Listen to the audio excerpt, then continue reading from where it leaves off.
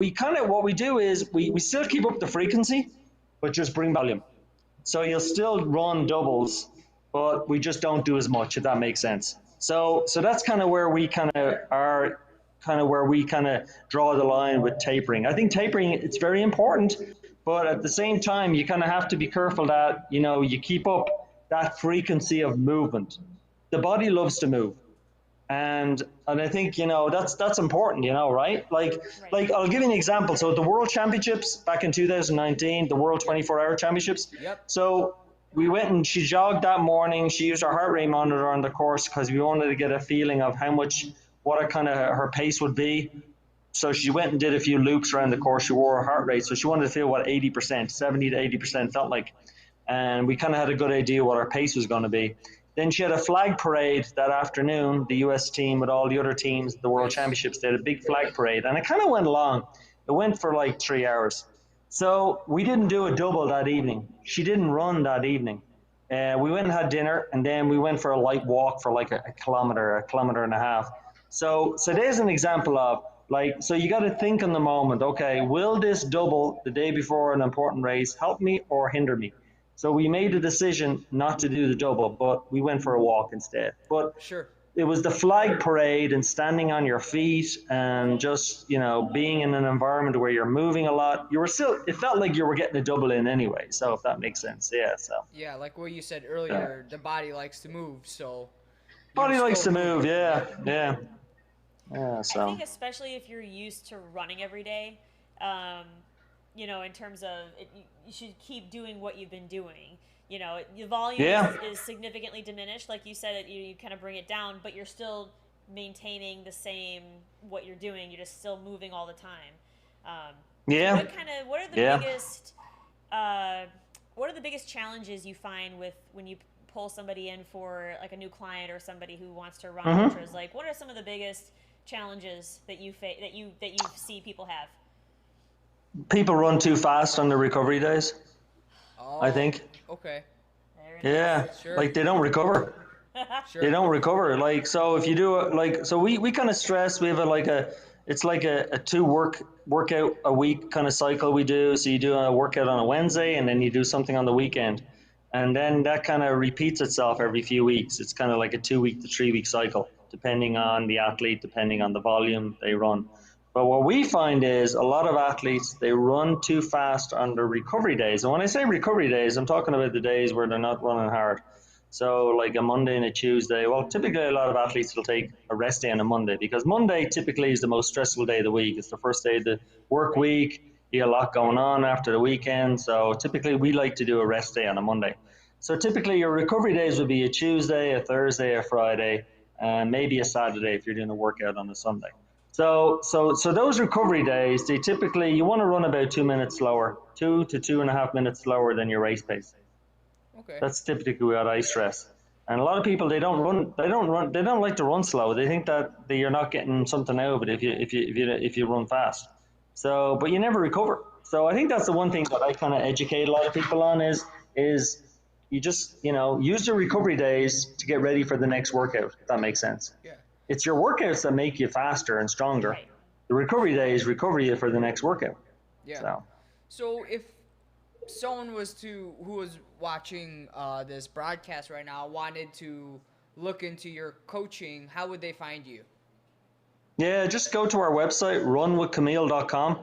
That's our main website. Or you can go through camilleheron.com to go to the website. But runwithcamille.com, yeah, that's our website. We offer everything on there. We offer all kinds of options. And yeah, we just started a track and field cross country option for high school kids now. And Oh, that's okay. on there. We brought on another really good coach from Oregon, Bob Williams. He ran at the University of Oregon, a really stellar middle distance and distance track coach. So, but yeah, but as far as runwithcamille.com is the website. Yeah. So, That's cool. So you do in-person coaching and also virtual coaching. oh, there's Camille. See Oh, Camille in the background? I saw her head. I think there she is. Hey. Just What a got in. pleasure to meet you. Yeah. Just mixing himself. What are you drinking? Beers or do you have some strides yet? Did you do your strides yet? Okay, no strides tonight. All right. There's There's nothing better than a beer after a run. Well, before we Yeah.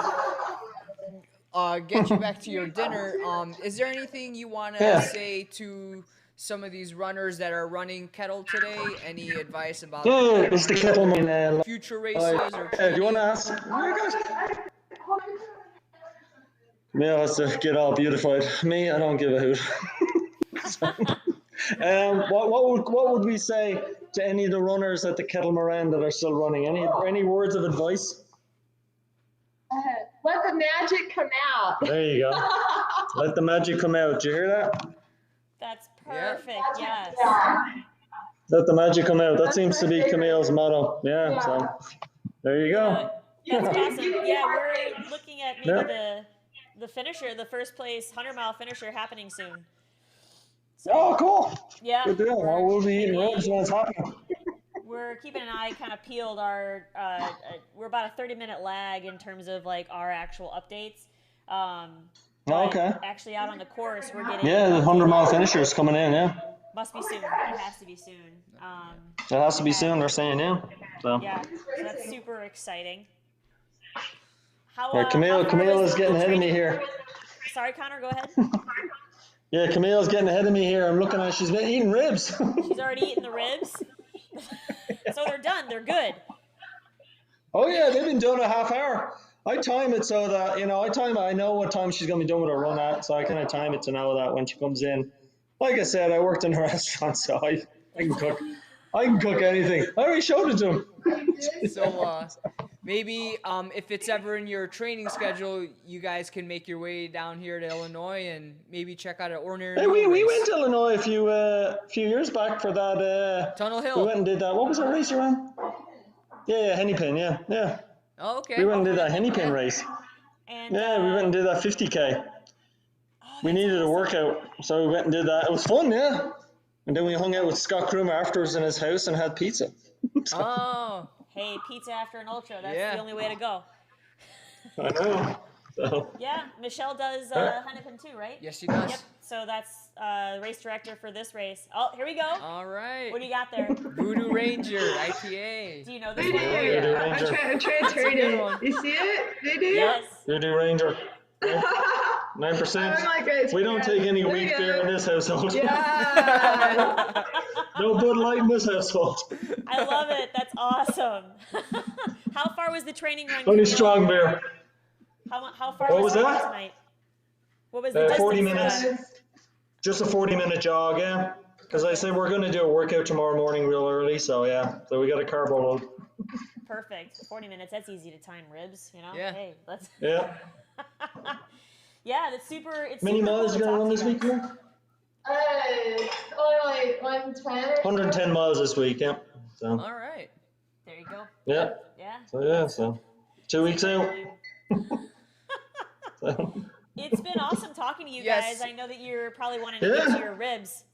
So yeah. Well, I thought when Loretta told me we were going to do this, I thought it was like an hour later, but then I realized that you're all 2 hours ahead of us now because we're in Pacific time now. So I thought she was saying like 11 o'clock Mountain time, which would have been 10 o'clock here, but it was 11 o'clock Central time. So Yes. No, that's Yeah, so- no, we really appreciate you taking the time to give us a call and talk a little bit no about worries.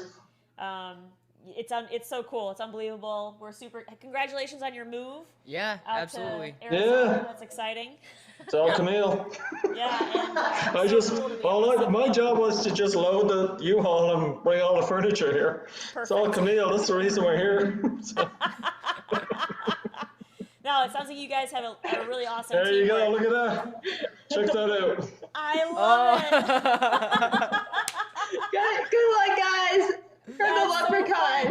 and the real leprechaun. We're never going to cook your dinner tonight, so you better help me. That's thanks for sharing with us. We appreciate it. Yeah, thank you so Absolutely. much. Yeah.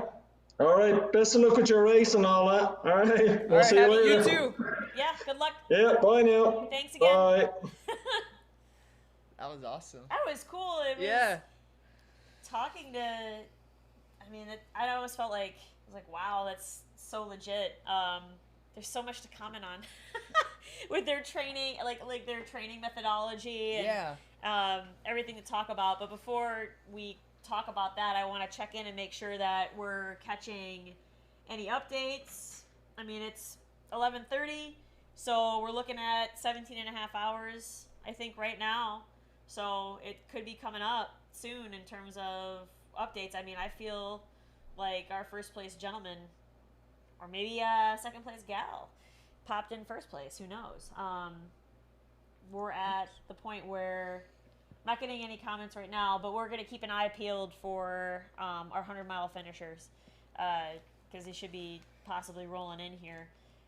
And I'm not sure, it'd be interesting to also look, James, if you could take me to the Run Race Net really quick. I'm having some technical difficulties with the iPad. It locked me out, so next time we go to an ad break, we'll get it figured out. But yeah. Cool.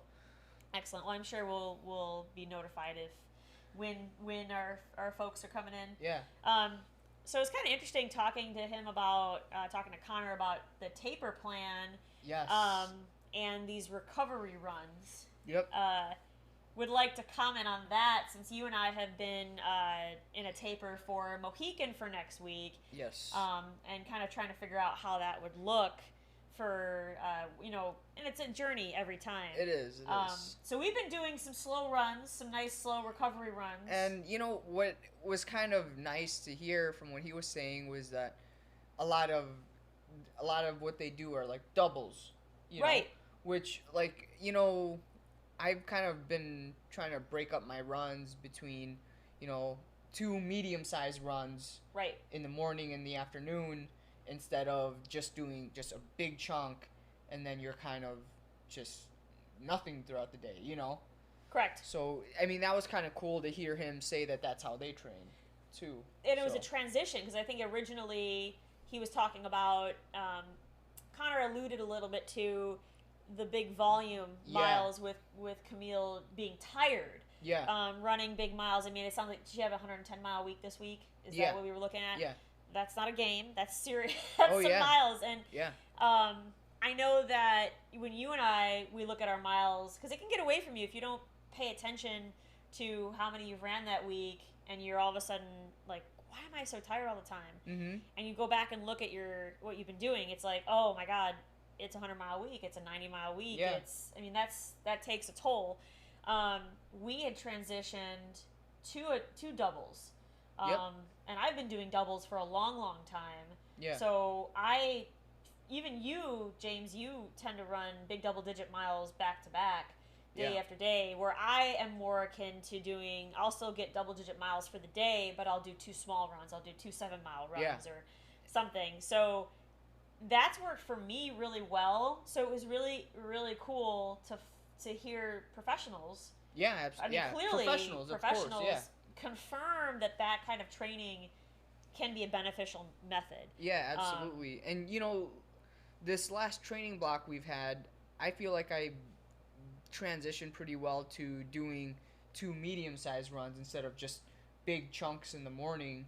And then, I feel with a little bit more energy throughout the day. And, I'm able to go to work, perform just fine, and still get a good workout in. Right.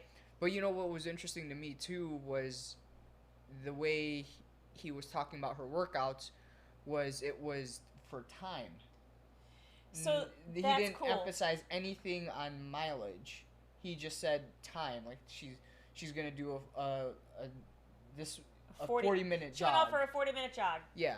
That sounds fun. You know what I mean? Like, I think when you change your mindset to your training to be like for time, right? There's not so much of this pressure to get a certain mileage. You know what I mean? Right. There's no pressure to run a certain pace because this is you let's say you're like, oh, I need to run 10 miles this morning, and maybe your body isn't feeling up for a faster run, but you're kind of on a schedule. You still have to go to work. You need to get ready. For people who have families, they need to get their kids ready for school, and Right. So, I mean, changing your mindset to going for time versus mileage, you can really fit your training in a busier schedule if you know right transition to something like that. Right. Headspace wise, I think it can be a beneficial thing. Like the second he said it, because you and I, we focus a lot on miles. Like the way that we do things, it's like, all right, today's going to be, this is going to have, we're going to have a 5-mile run in the morning, we'll have a 10-mile run in the afternoon, or however we play it. Mm-hmm. It's almost never been time. But it's also a lot of the area that we're in. We do a lot of out and back. So we'll instead of doing a loop somewhere, something we'll end up doing an out and back. So it's kind of when he said it right away, I was like, wow, that feels nice. Like that's just to go out for a 40-minute jog and be able to come back. It speaks a lot to training for ultras is very individualized. It's very unique. And you may find that in the ultra journey, that what you did the first couple of years you were doing this is not what works for you anymore. That you evolve and you learn from other people. Maybe your needs change, your goals change. And so the training, we're 2 years in to doing this, and I would say our training has been ever changing. It's almost never been the same. I know when I first started, I just wanted to be a better runner. Mm-hmm. If we're going to be running, I better get better at running. And so for me, it was just about getting out there and doing the miles. Yeah. And then I know, James, you talked a lot about, originally when we started, it was about doing heavy miles back to back. And Connor brought it up where it was important to do big runs back to back for ultras specifically, to be able to beat your legs up one day and then beat them up again the next day. Mm-hmm. And we use that technique, I would say, most consistently. Yes. For our training. And it's been effective, especially like on the weekends when you have maybe a little more time, you can do 2 big runs back to back. You can do a 20-miler and a 15-miler or something like that. Also really taking the recovery runs seriously. I mean, that's a struggle for, a lot of people can relate to that struggle where, it just so happens that your recovery day, you feel better and you run faster than you should have, and then maybe you end up paying for it later because you didn't get the most out of the workout that you should have. Right. Like you couldn't work as hard at your workout where you should have been because you didn't recover on your recovery day. Because you didn't take care of the recovery. Exactly what Connor said. Right.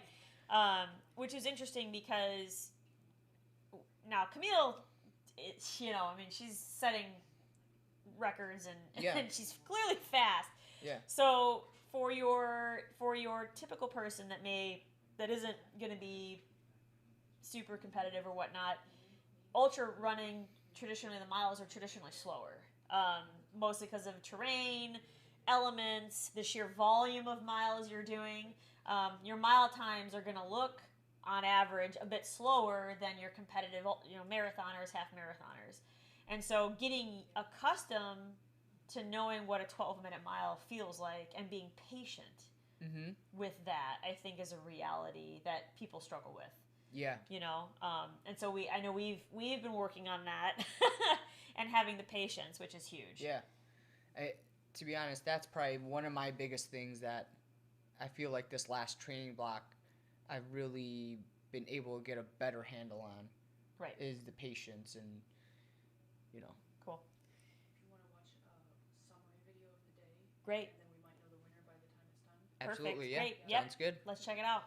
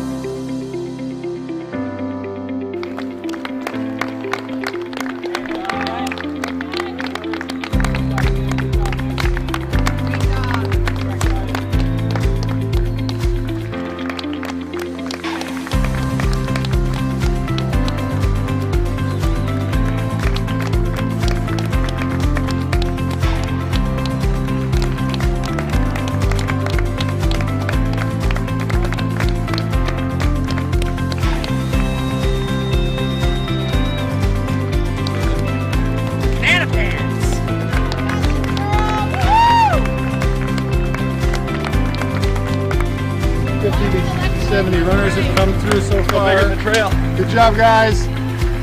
And our leaders were going out pretty quick. The first ones came through about 6:57, and then it spread out pretty far. But it's great to see everybody.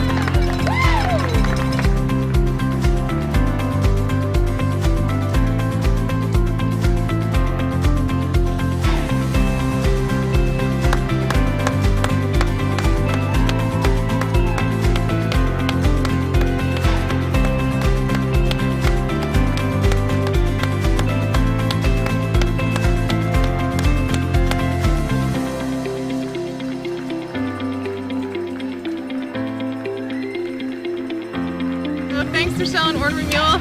Thank you.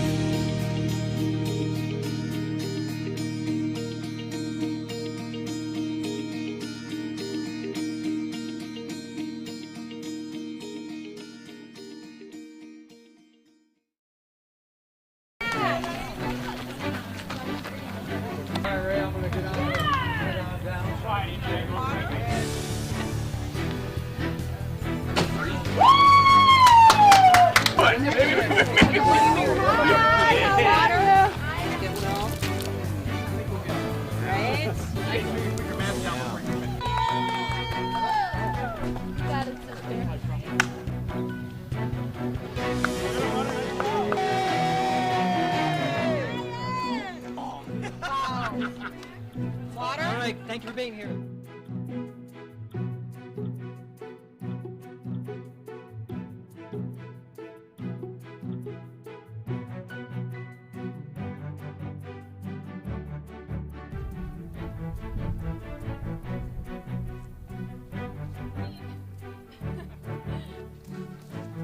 Okay, well.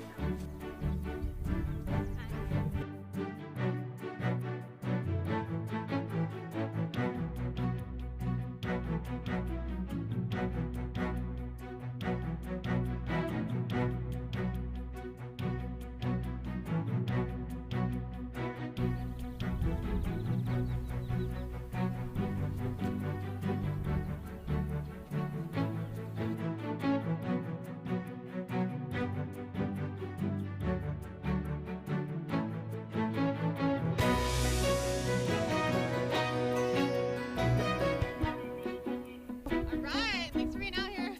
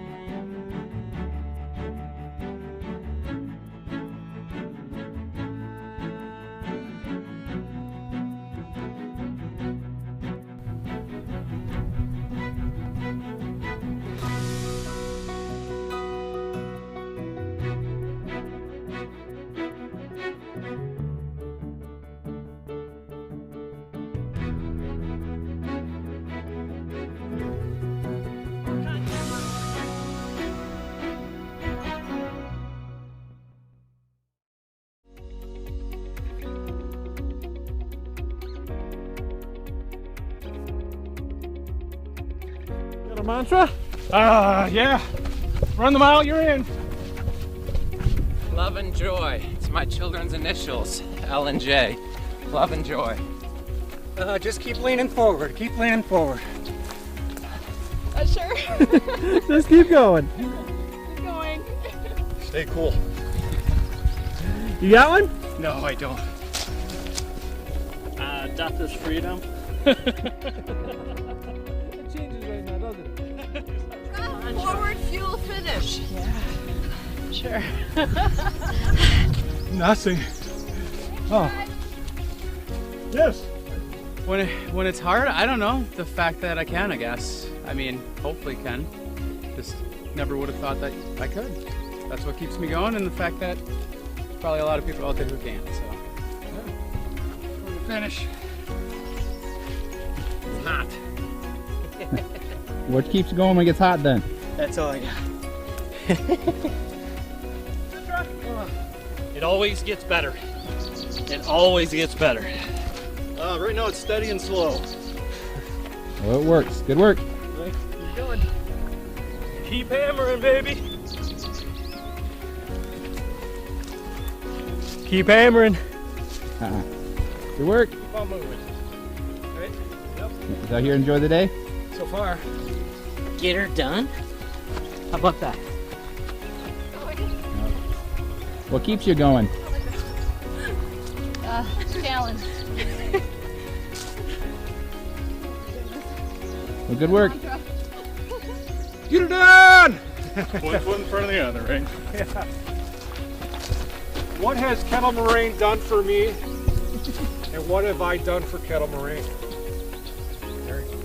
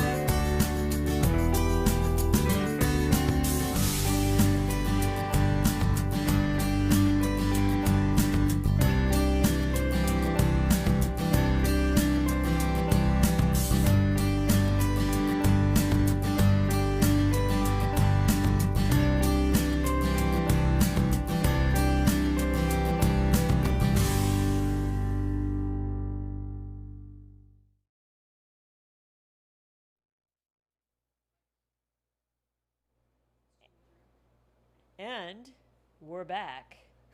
All right.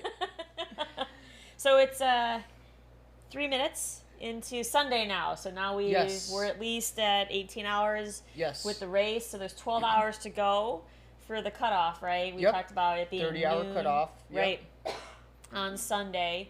We did get word that there is a 100-mile finisher that has happened. So until we get actual confirmation as to who that might be, we won't say anything yet. Stay tuned. Stay tuned. We're charging the iPad, so we don't have comments right now available. But please, please, please, if you're watching, go ahead and comment. Like and subscribe. Like and subscribe, as they say. I don't know where. I think they say. Where do you point when it says subscribe? Smash that subscribe button. As didn't we see a funny video? As they say on YouTube, smash that subscribe button. That was in 2020. What was the funny movie we watched on Netflix? 2020. The Death of 2020. The Death of 2020. That's and right. They do a Queen Elizabeth, and she's talking about. That's what she says. Smash that subscribe button. Yeah. But I don't know where to point when it's like. Yeah, YouTube. Like, click on the link above. Click on the link somewhere here, or should I do the thing where it's like where the link is, maybe flexing, because we can see ourselves, so I can see myself and go, oh, that looks pretty good. Yeah. All right. So in the meantime, while we're waiting for actual confirmation as to names and whatnot with finishers, we might actually, by the time we get an update, it might actually end up being a couple of people. We knew that it was pretty close for the first and second place 100-mile finishers. So while we're waiting, let's talk a little bit about some of the sponsors. I know that we promised ourselves we would say some more things. So we want to thank again the Ice Age Trail Alliance and working with all the trail maintenance and trail prep to make this a really pleasant race. So far, we've gotten a lot of really great comments about how great the race was put together, and I'm sure that a lot of that has to do with how well the course was manicured. That also plays a lot to how probably well marked the course was. Absolutely, yeah. And is still, for those of us still out there grinding away at the miles. We also want to talk about, let's see, where else? Thank you for the Wisconsin DNR for working with us to put on a safe race, because safety has been a huge factor for the last 18 months of everybody's lives. It's paramount. Yes. And so that's very important. I know it's midnight and maybe the crickets are cricketing and we might not have too many people watching because it's past everybody's bedtime. And it's not a school night, so at least if you are up late watching, make sure you go to ornerymule.racing.com if you're interested in learning a little bit more about all the races that this organization puts on, all the races that they're involved in, because it's not even just races they direct, but it's also having aid stations at different races. Yes, absolutely. Running clubs. I know that there is some coach. There's a coaching. Coaches. Yes. So if you've been inspired by either somebody running Kettle, or just kind of got into running over the pandemic because that's all there was to do, is outdoor trail running. Check out ornerymule.racing.com and take a peek and see, if you need some coaching, some advice, just want to start getting into the community, doing some fun training runs, things like that. It's a good group. Swag is also, that's what, for me, my first ultra marathon, Temptation 200 in 2019, we got snapbacks. It's what got you hooked. And I was hooked. The races. It's the swag. I got a hat that, I used to love wearing caps when I was 13 years old. And I got a cool snapback, which I never thought in a million years I'd wear. And now I run all of my races wearing hats. Yeah. And so I remember thinking this one woman at that race was wearing a hat and she had her headlamp on. And I was like, nerd. And then I tried it, and gosh golly, if that headlamp doesn't hurt your head, without the hat on, I'll tell you, it's such a lifesaver to have that headlamp over the hat. Yeah. So I've been a true and tried believer now in the caps. Yeah, and well, you know, speaking of lighting, right. that Kogalla light seems really, really legit. So the Kogalla light is the waist. It's like right? super versatile. Like it looks like a strip of lights. Okay. And it comes when you purchase it, like different little battery packs. I looked it up online, and you can get, you know, a Bat 1, Bat 2, Bat 3. Obviously, they're incrementally bigger battery. Okay. And it also comes with like different ways to attach it to yourself. Right. So you can have it Velcroed or to something, or it's got a magnet back, so you can put it on, you know, your pack, or you can put it on a waist pack. So it's a change out too. So like if it's magnetized, you can change gear. Yeah. Take it off, magnetize it back on. Yep. It's a strip of light, so it's pretty bright. You can see. It's pretty bright. The website has like all like the lumens, and it's got a really nice, very informative graph that shows you at this lumens with this backpack gives you this many hours, or at this amount of lumens, and it's got a ton of settings too. Sure. And apparently, from what I was reading on the website, it illuminates a lot of peripheral things.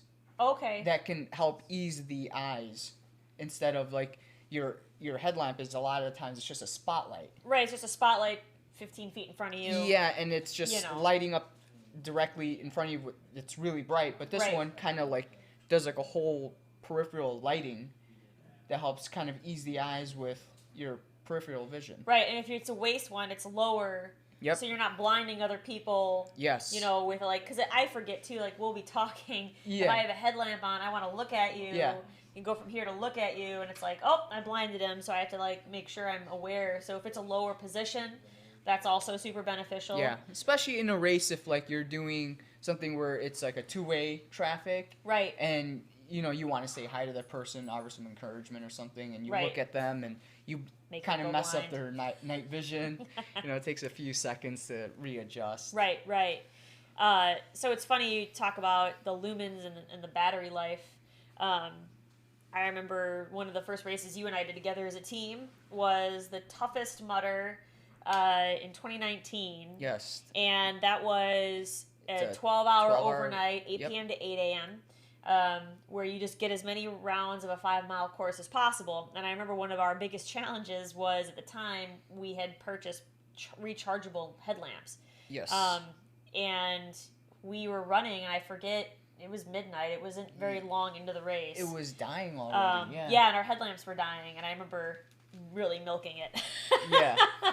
And that's kind of a morale killer, because it's then you can't see, and then how fast can you honestly run? Yeah. If you can't see what where you're going and whatnot.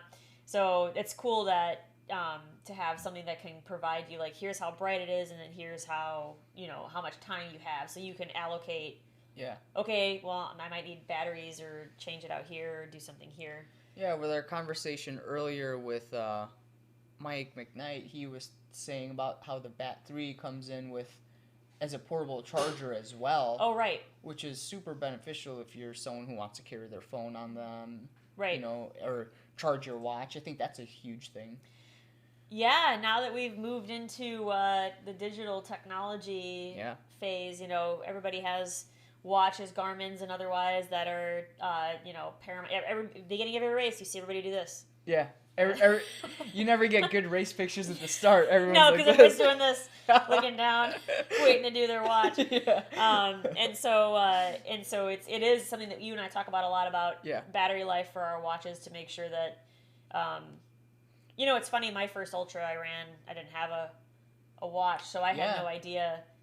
Like, I just had to go off of, okay, I'm at this aid station. Here's the mileage. Like, here's how far I have until the end. Yeah. And every run we would do, a training run, I wouldn't know, like, what the distance was, or like, okay, like, when's the turnaround, or exactly. How far are we in this run? Yeah.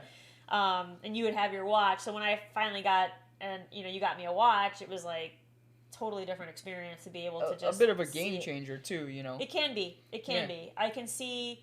It's funny talking about technology. The watches too can kind of get away. It can kind of pull you away from the real sport. Yeah, absolutely. It's easy to get wrapped up in the technology and the potentially erroneous nature.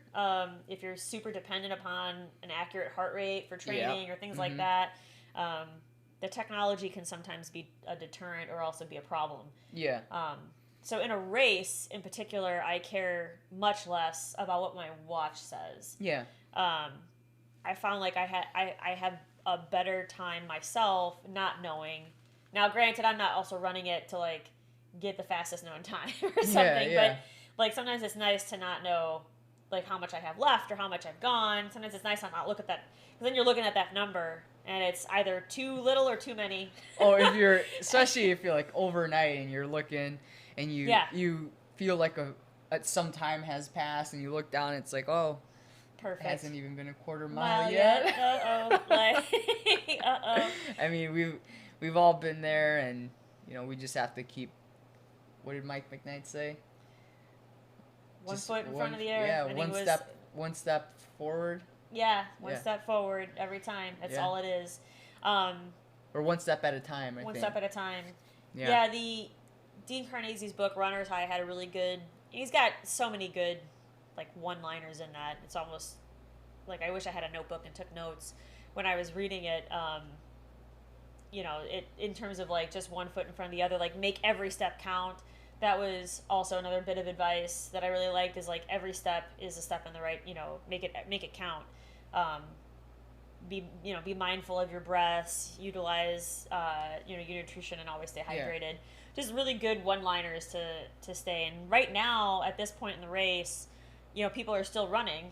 Yeah. And they're in it, you know. 18 hours in, you're in it now. And so things are probably starting to, some people it might be hurting. Some people might be starting to feel better coming out of the pain cave. Yeah. It's cooler now. It's much dark. cooler. The sun isn't out, so that's huge. What's kind of funny, and you know, Michelle, if you're watching, you probably don't know this, but you're gonna find out if you are watching. It'll be funny. So James and I are actually. It's funny you asked us to do an overnight. An overnight live cast of this, because he and I traditionally train at night. And when I say at night, usually it's sometime between 2 and 5 in the morning is when we usually end up running. Back before the pandemic, I think we were doing runs at like 1:30 in the morning. Yeah. I mean, the pandemic really kind of helped us. You know, we were big weightlifters before we got into running, and so we'd get to the gym real early and be in there for a while. And then the pandemic with the gyms closing, we were already into ultra running, but it kind of helped us really transition fully into it, which, I mean, personally for me, I really liked that and appreciated that, and how the time I had during the pandemic with all those lockdowns, like that was the silver lining I had found in it. Right. And I know you still really appreciate weightlifting, but I do. It was nice to get some training in and get some more heavy mileage, and adjusted our schedule a little bit. I was gonna say we get to sleep in. Yeah. Yeah. Till 2. Till 2. 2:20. The alarm is set for 2:20 now. Okay. James likes to make jokes and says that I get up at like 11:30 at night. It never got that bad. The earliest I've ever gotten up to train is like a 12:45, was I think the earliest I ever did. Yeah. And I would train from like 1:15 until 5:15. Yeah. And we both work for shift jobs. We're on from 7 to 3:30, 7 to 4. Right. And so a lot of the magic happens in a few hours. Yeah. For us. So this is actually what's funny is being up at 8 o'clock at night. Was weirder. Seeing the sunset was we have really nice blackout curtains, because usually bedtime, that everybody always asks, well, if you're getting up at 2 in the morning to go for a run and train, what time are you going to bed? Yeah. And I mean, when it was at 12:30, 1 o'clock in the morning, it was like 4:30, 5 o'clock. Yeah. I'm unconscious. Yeah. Now I'd say we're probably in bed by 6. Yeah. Early bird special. 7 is a little late. 7 gets late. Now it's like, ooh, now we're staying up a little. It's Yeah. It's a little bit late. Yeah. Which wintertime is fantastic. Wintertime, 4:30. No Wintertime, the way the daylight gets down early, it's nice, but like I still struggle in the wintertime with the cold. Right. I mean, good thing we've been getting a lot of these calls from and comments from people in Arizona. Yeah, if you want to talk about Arizona training, so, you know, it's interesting. Once we get the iPad charged up and whatnot, it'd be fun to look up. You know, and also what's cool about this live broadcast, and because we can see part of it, is you can see some folks. They'll give like heads up on like last checkpoints, racers, where they're at. Talks about like for instance, Bib 202 Ray Johnson. He's male 42 from Green Bay, Wisconsin. So you can kind of, it's fun to see like where people are from. And I've been glancing a little bit and taking a peek at some people, like where people are from. And it's kind of fun to see different locations. Oh, yeah. Ohio, I think I saw, the farthest I thought I saw Los Angeles, but I could be wrong. Oh, wow. I thought I saw something that was like, whoa, that's far. Yeah, You know, it's interesting. You want to get better at this sport. It's like, well, where do you live for that to be the most convenient? Because the best way, obviously, to train is to be like on trails and stuff. Do we have any updates? The footage should be coming soon, but we can Great. do a couple videos of Michelle talking about some of the stuff they have. Yeah, that'd be great. Yeah, let's take a peek at that for sure. Hi, I just wanted to tune in a little bit and kind of talk How long about is what this? the runners are going to get and what they're going to see at the races. Cool. Right now, I'm actually in Crystal Lake, Illinois. I'm at my store, Ornery Mule Racing Trailhead, and this is the Dirt Trail Running Podcast studio. And I'm here with, like right behind me is a painting that I did. And the painting's the special logo that we had made for the 25-year anniversary of the Kettle Moraine 100. And I just loved it so much that I wanted to paint it on the wall. And so all of the runners are going to get that on their shirt. So the shirt's a really nice soft tri-blend. That's the Ornery Mule Racing brand. So this is the shirt. We have male and female specific shirts. This is something that you could run in, or it looks great going to a party, but the tri-blend is nice because it doesn't show sweat as much. It's like moisture wicking. It's just really comfortable, and it's a really nice shirt that we think that all of the runners are going to enjoy.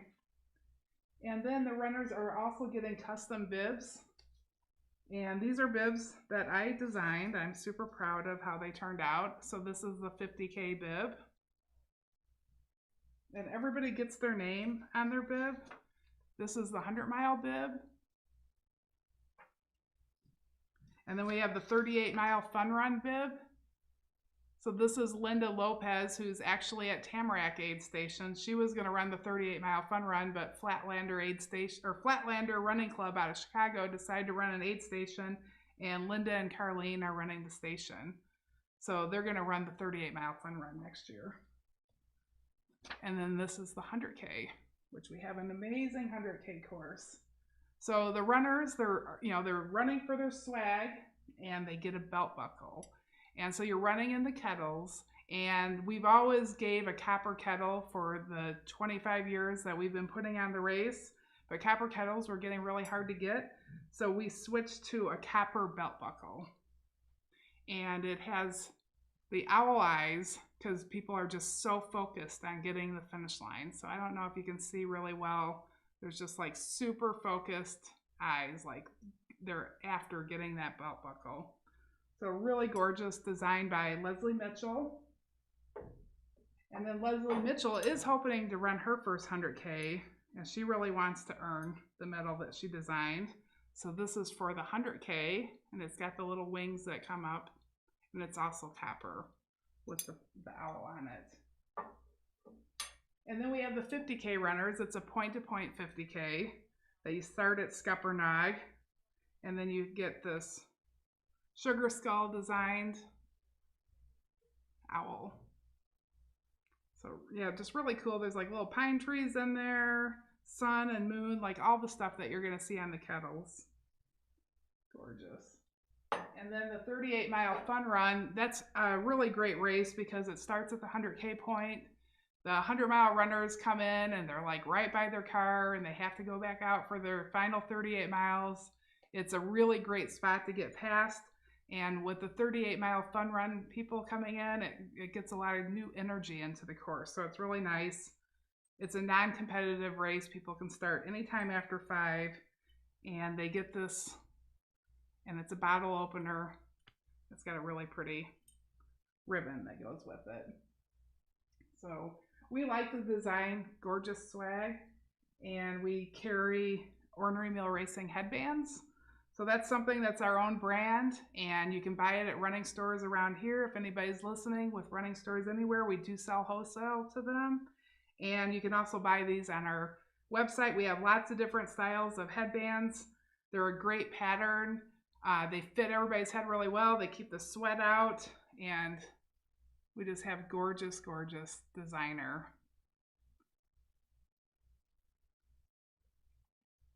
Let's see, what else do we got here? Oh, we got the flag. So this makes a really great gift for crew. It's fun to put in like your workout room, to hang in your car. So this is the Kettle Moraine flag. Just the right size.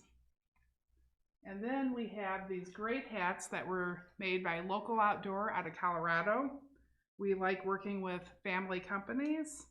And this is a picture that will just remind you of your Kettle Moraine 100 race. It's in the Nordic loop, and Scott Waddick took this picture, and then we had it designed into artwork, and it says celebrating 25 years. This one's my personal favorite. This one's white, and it's got like purple flower or purple pine trees on it, and it's got the owl, and it also says celebrating 25 years. So I think that's it, but yeah, thank you. I hope that you enjoy and keep watching our show. Remember to hit the like and subscribe button.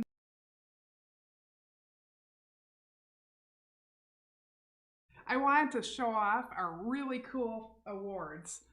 So Erica McCarran's, we had her paint a bunch of custom paintings of the Ice Age Trail and of the Kettle Moraine. And we took those designs and then made them into the awards. And this is a miniature version of the first, second, and third place overall awards for all the races. So it's the Kettle Owl. And then it says Kettle Moraine 100 right here in the owl. But just absolutely gorgeous. It's on acrylic. It's really pretty. It's super shiny. It's got a great black bottom. And the overall one's much bigger. But this is just a miniature version that I have for my shop. My shop's in Crystal Lake, Illinois. It's called the Ornery Mule Racing Trailhead. You're welcome to stop by anytime. And then this is also a Scott Waddick inspired picture that we had made into a painting.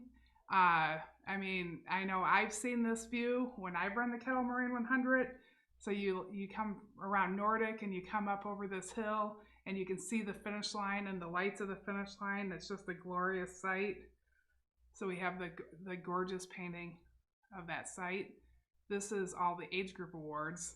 And then on the back of them, I didn't do it on this one, but I took gold paint and then I wrote which award it was on all of them. And it's really pretty. It's like, I don't know if you can see the acrylic, it just shines on all edges. So it's super pretty. I designed the awards myself. And then for the relays, we got first, second, and third overall on the relays.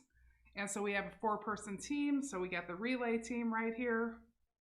And this beautiful picture of them running through the woods. And then this is an award that any of us can go for. And I have a feeling everybody's going to be fighting for this. They're going to want to be the last ass on the trail. So this is an award that you can get at all the Ornery Mule Racing events. We always like to give the last ass on the trail their own award. So thank you guys for listening. I hope you're enjoying the show. Hey, so now that we're back, if you've been watching, we just saw a little clip of the awards. They're really cool. They're definitely unique. I would say I've never seen the beautiful, very shiny, very displayable, and super unique. Michelle was going over, like I said in the clip, some of the really cool, unique nature. Yeah. you know, I thought it was cool that the 100K belt buckle designer is also running her first 100K. Yeah. So I am so excited for her to finish. Oh yeah. And get her own belt buckle design. Yeah. You know what's really great. cool? Michelle designed all these. You know, with having put together this whole race. Right. Run the podcast. Right. You know, have the book club, and with everything she's got going on, she Right. designed this whole thing. So you so know, many that's- moving parts. Yeah, that's so cool. Right. And she hand wrote all of the in gold paint. If you can't see back here, That's this is the awesome. 100-mile age group winner. But wow. No, that was that's super fun Yeah. to, you know, it adds an extra layer. It's funny with these races, you know, there's medals, so we were kind of checking out this one, like she was showing just now. This is the 50K finisher medal. So I mean, you can go on like Etsy or online anywhere and buy a really cool display where you can hang your medals. Yeah. You can hang your bibs. We have a really cool display where you can have all your bibs put in, and they you know, they hang, so you can go through all because we save all of our bibs as memories. And it's super cool to have the personalized touch. I think that's a huge part of what you get when an Ornery Mule race happens. Yep. And the personalized in terms of, you can see behind James, she was talking about the flag. We got, when we ran Earth Day, we got an Ornery Mule flag, so that was pretty racing cool. flag right there, yeah. Right. I don't And know if it was that one exactly, but it, or was it? It was. Is yeah. exactly that one? Yep. Cool. I remember it was black and yellow for Yeah. sure. And what's cool is like they change it up, and for example, Frozen Gnome, we got those really cool scarves. We did, and we hung them on the wall. We hung them on the wall. We hung them on the wall. Yeah. So we've got our Frozen Gnome scarves They're on great. the wall. They're very cool. Yeah. Yep, Frozen Gnome. We've talked about it a bunch in terms of, there's the guy. Yep. So James got a pretty cool long sleeve the first year. It's like a tech shirt, but I think Right. Head Sweats. That's a flannel, a red Right. flannel. It looks like it looks like a red flannel, but Yeah. it's a tech It's awesome. shirt as well. And it's cool, you know, like Michelle said, their headquarters is in Crystal Lake, which is right Yes. near Veteran Acres. Yep. The trailhead. In Illinois, and so it's cool that we have something local in the I guess, I don't know if Crystal Lake would be the western suburbs of Chicago, but for anybody that's not from Chicago, Yeah. pretty much anything north of 80 and south of the Wisconsin border is probably Chicago, and so it counts. Yeah. It counts to have something there. So it's pretty cool, and what's kind of fun is, I mean, this is sitting right in front of James the whole time here. The last ass on the trail is your classic DFL. Yeah, you gotta appreciate your the dead friggin' last. The DFL for Exactly. You can get. Sounds like she says you can get this at any of them. So this is kind of their Ornery Mule classic DFL race swag, which is, I mean, that's. Why is DFL an honor, James? Why would you say it's an honor? Because they went through the whole entire course longer than anybody else did. Right. You know, they endured longer than anybody else endured. Right. The entire time. Right. So, I mean, and they never dropped. They never dropped. They still finished within the cutoff time. Yep. And most likely probably went through some pretty serious emotional lows and some major adversity and finishing, Right. and Right. they still did it, and you know that's Right. still an honor. I sure, know that someday over the rainbow I'll probably end up being a DFL. My first 100, and so I can only anticipate and imagine the emotional endurance it takes to be able to be there. Because also, it's humbling. Ultra marathoning is humbling in general, and Absolutely. so it's to be the DFL. I'm actually very excited. I'm looking forward to grinding it out. So that's super cool. That she's able to display these at the shop and to kind of have a personalized touch. I think that's a unique thing. I'm not sure. I mean, I think a lot of race directors, if not all race directors, especially for ultras, add a personal touch. I think that this is their baby. And Ornery Mule in particular, like you said, there's a lot of moving parts. one of which is the podcast you had brought up. And I know for a fact, we're listening to Courtney DeWalter. I know that Erica, I also listened to Erica, the one that was second place. Yes. For Temptation in 2020. James, who else? Do you remember anybody else off the top of your head? They've done Dean. They have done Dean, yes. Yeah, He's recently. spoken on there recently. Right. And he has shown up to the book club a few times because I think the book club That's has awesome. read Ultramarathon Man. Good. And then also Runner's High. Runner's High, right. So that's got to be fun to show up to a book club that's read your book. Yep. That's, and you read his stuff and he's so humble. Yeah, absolutely. You know what's fun about podcasts, because James, you were the one that kind of was like, Morgan, you should listen to these different podcasts and listen to these different. I'm like, I don't want to hear people talk, and whatever. But I started getting into it while I was doing some of these longer runs this season. And what's really cool about these podcasts, in terms of any podcast with the dirt in particular, is that you get to learn things. Oh yeah. Yep. So even tonight, being able to speak with Connor, yes. For instance, James and I were super excited to be able to even hear some tips from some legitimate professionals. Yeah. So you get to learn things through listening to other people talk. So, Michelle and who she has on the podcast would know the right questions to ask. People Yes. in the community know, like, hey, let's pick Courtney DeWalter's brain, and let's pick Michael McKnight's brain and see, what's worked for them, what hasn't worked, how things have changed. Yeah. And that's one really great way that I definitely have incorporated, some new training techniques and some new things into my regimen. Also, talking to them about, what kind of gear do they use, right. What works for them, might not work for everyone, and what works for one professional might not work for another, Right. Just hearing their preferences and why those are their preferences. Right. Is helpful, maybe you agree, maybe you disagree. Right.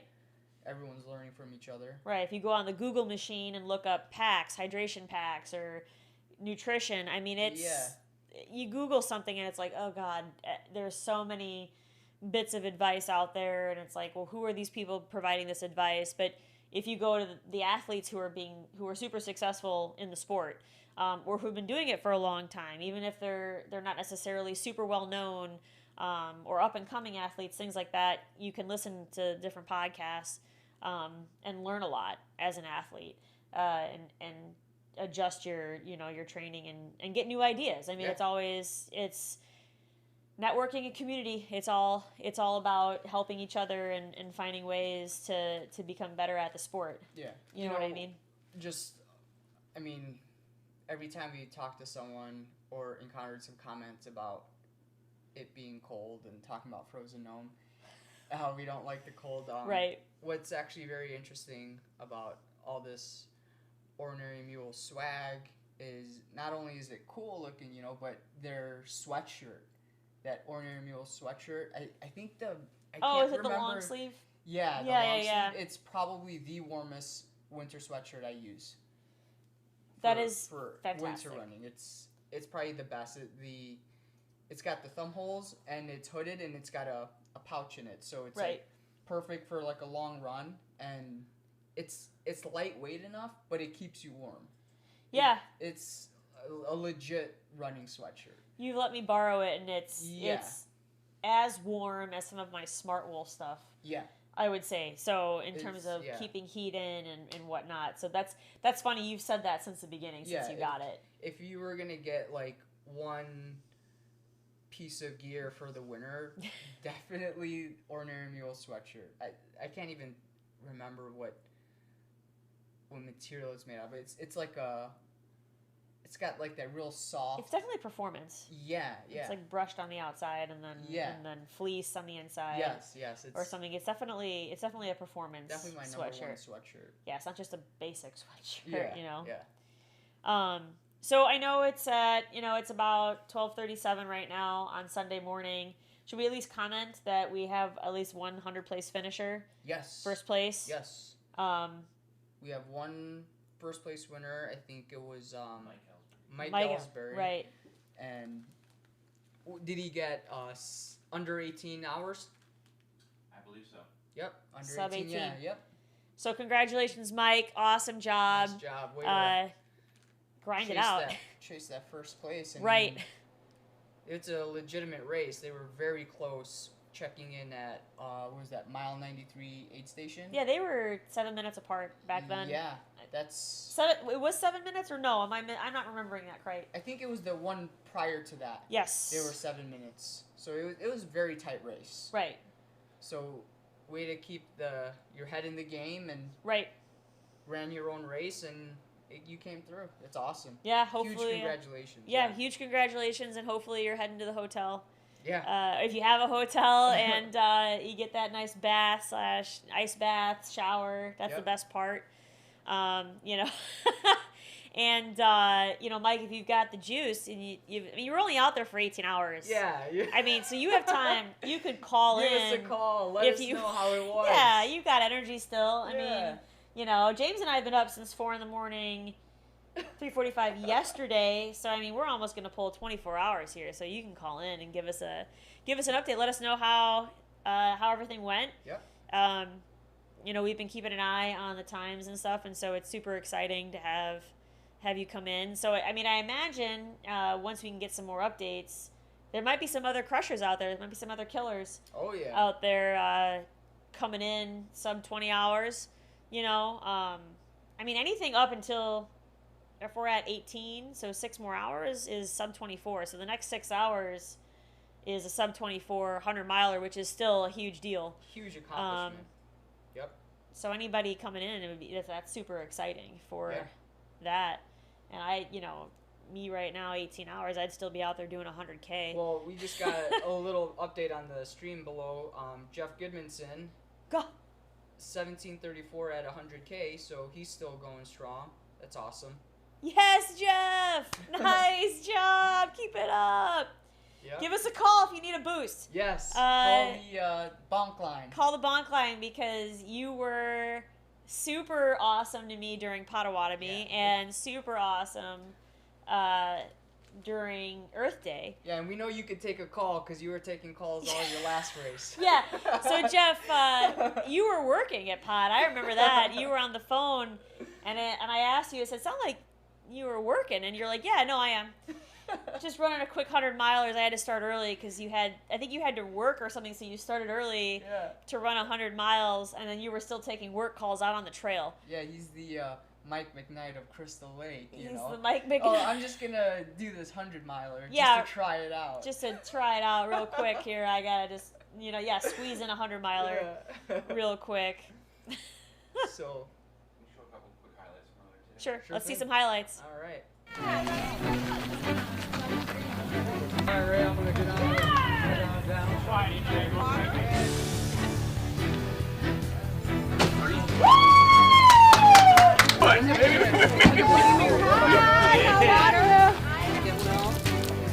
Ooh, it was hot today. So you can see some people coping with it with water. That is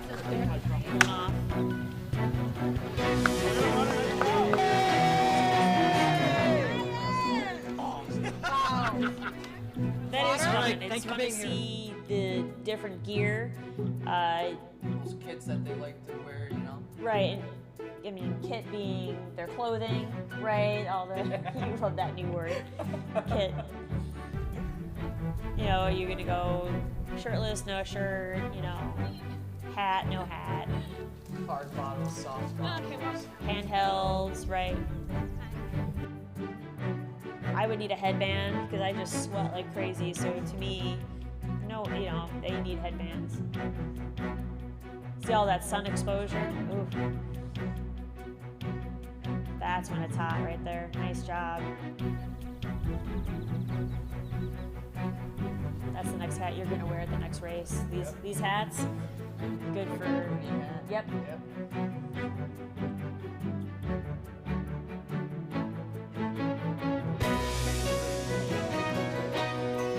I mean, yeah, it's beautiful. Now that's the hat you really want. Nice. So this is where you were talking in the prairie, kind of an open, which that sun gets real hot and that can cook the skin and it feels uncomfortable when you're running. I feel like we ran past this guy earlier. Nice job. You know, the path is mowed, but even with having that tall grass on the side, it could feel like you're a little bit like keeping the heat. Oh yeah. Even though it's open over the top. Yeah. Anytime the sun is on you, it's easy to forget how you can, it can suck the life out of you if you're not, making sure you're staying hydrated, making sure you're staying covered. I almost never wear sunscreen, which is a huge problem because sunburn can be really uncomfortable after all those miles. Everything makes a sunburn shave. Right. You have to be aware of the gear. Correct. These hills are deceiving, when you walk. Exactly. That's why we were talking with Chris 5 or 6 hours ago about how you feel like you could run the whole thing, but then how do you pace it? Yeah.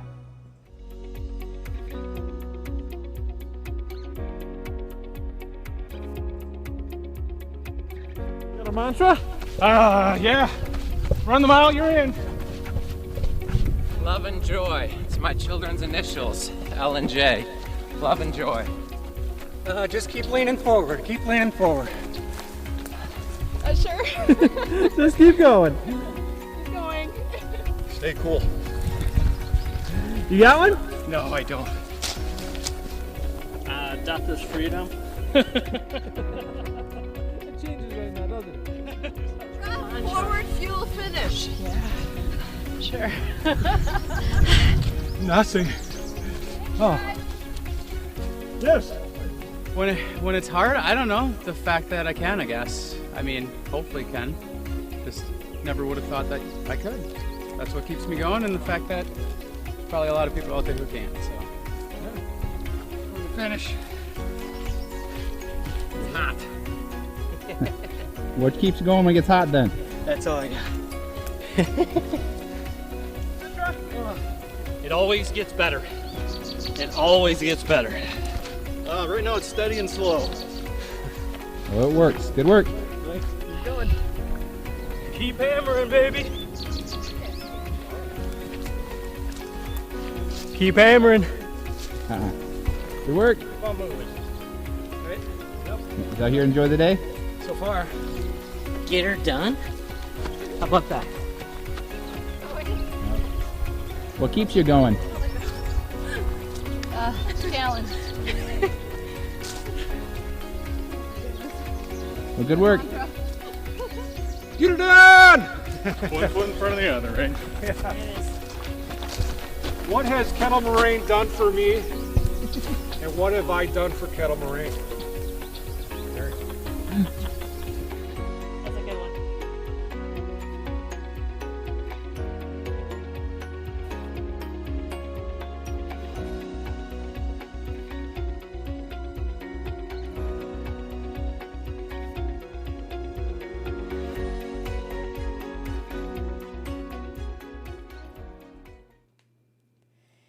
So James, what's your mantra?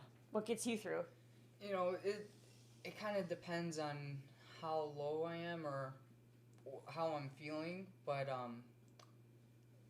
actually I kind of start off with one and it changes into a different one for how I feel, but the first one I think I first heard from, I keep talking about Jeff, but I heard from Jeff. He says, don't let up, which, it's a good one, whether it's like, to me, these mantras, you take it and you hear it and you interpret it in your own way. Right. And you incorporate it to your race or your running or training in your own way. Right. And to me, don't let up is like, in different words, but the same thing as just don't quit, just right. Don't let up. Don't let up, Right. So, I like to start off with that and, depending on how low I get and, sometimes you get so tired you forget things and you start irrationally making choices, right? And it starts to turn into other things like I don't know if I would call it more desperate, but it becomes like run the mile you're in. Rudimentary. Then, it really, you break it down. Yeah, then sometimes from run the mile you're in, and then it goes down to just one step, Yep. And then when you can finally get out of that low and you start feeling better again, then I just switch it back up to don't let up, So it's kind of like I go through a cycle of things to like, depending on how bad or better I start to feel, right.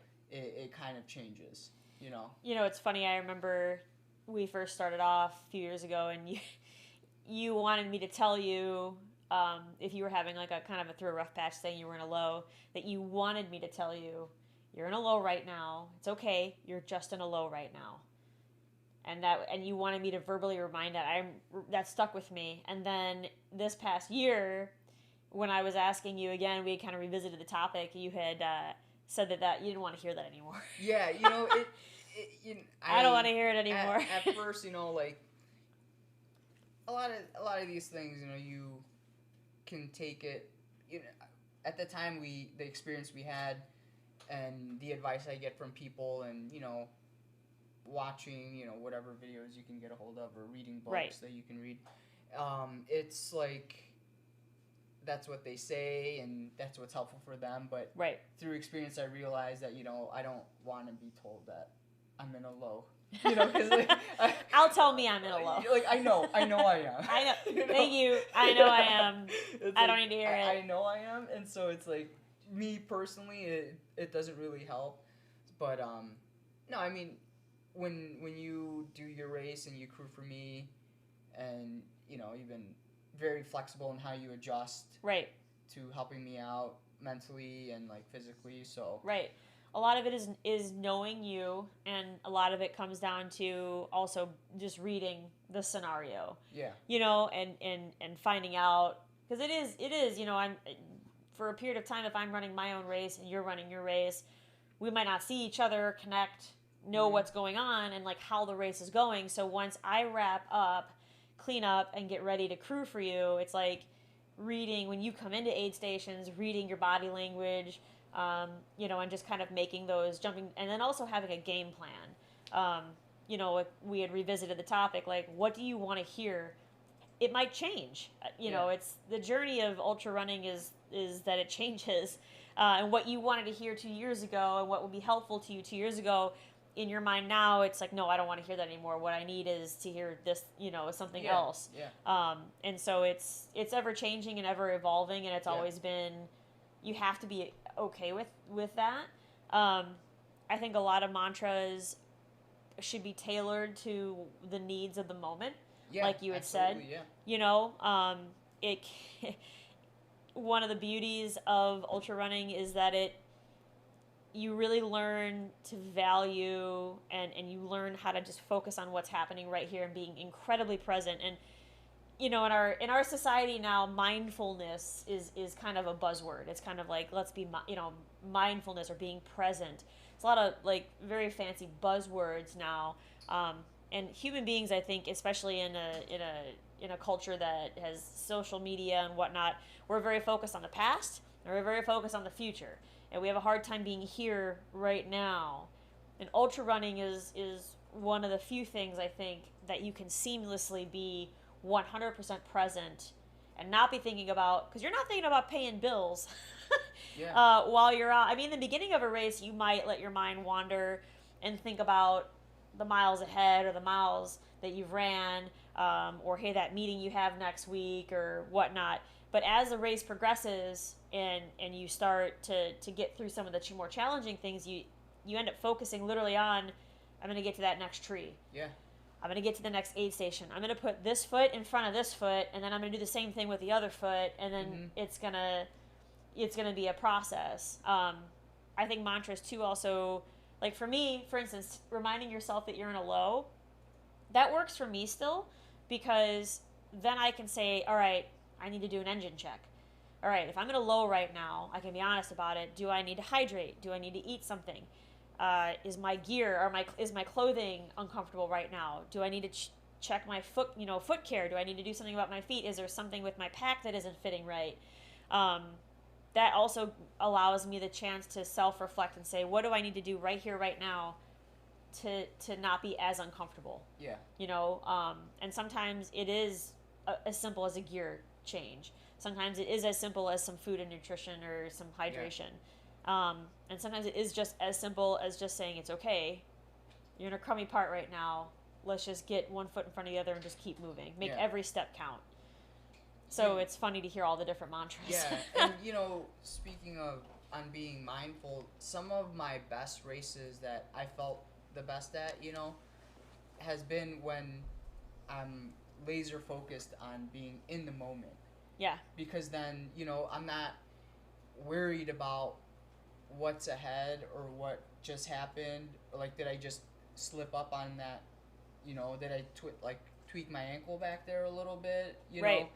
So some of the best races are when I have like very short-term memory and no, like, I'm not looking ahead at all. It's just I'm focused on getting one foot in front of the other, and I'm just, you know, like I think earlier today Robert was talking, and like you kind of get into a flow state where you know, you just are extremely in the moment, and all you're focused on is like you're breathing every breath, you know, every footstep, and you know. So it's funny, I was just thinking about that because running in general is easy to get into a flow state, get in a zone, get in a flow state, and people, I think, do the sport, participate in the sport for that kind of release from the everyday humdrum of life.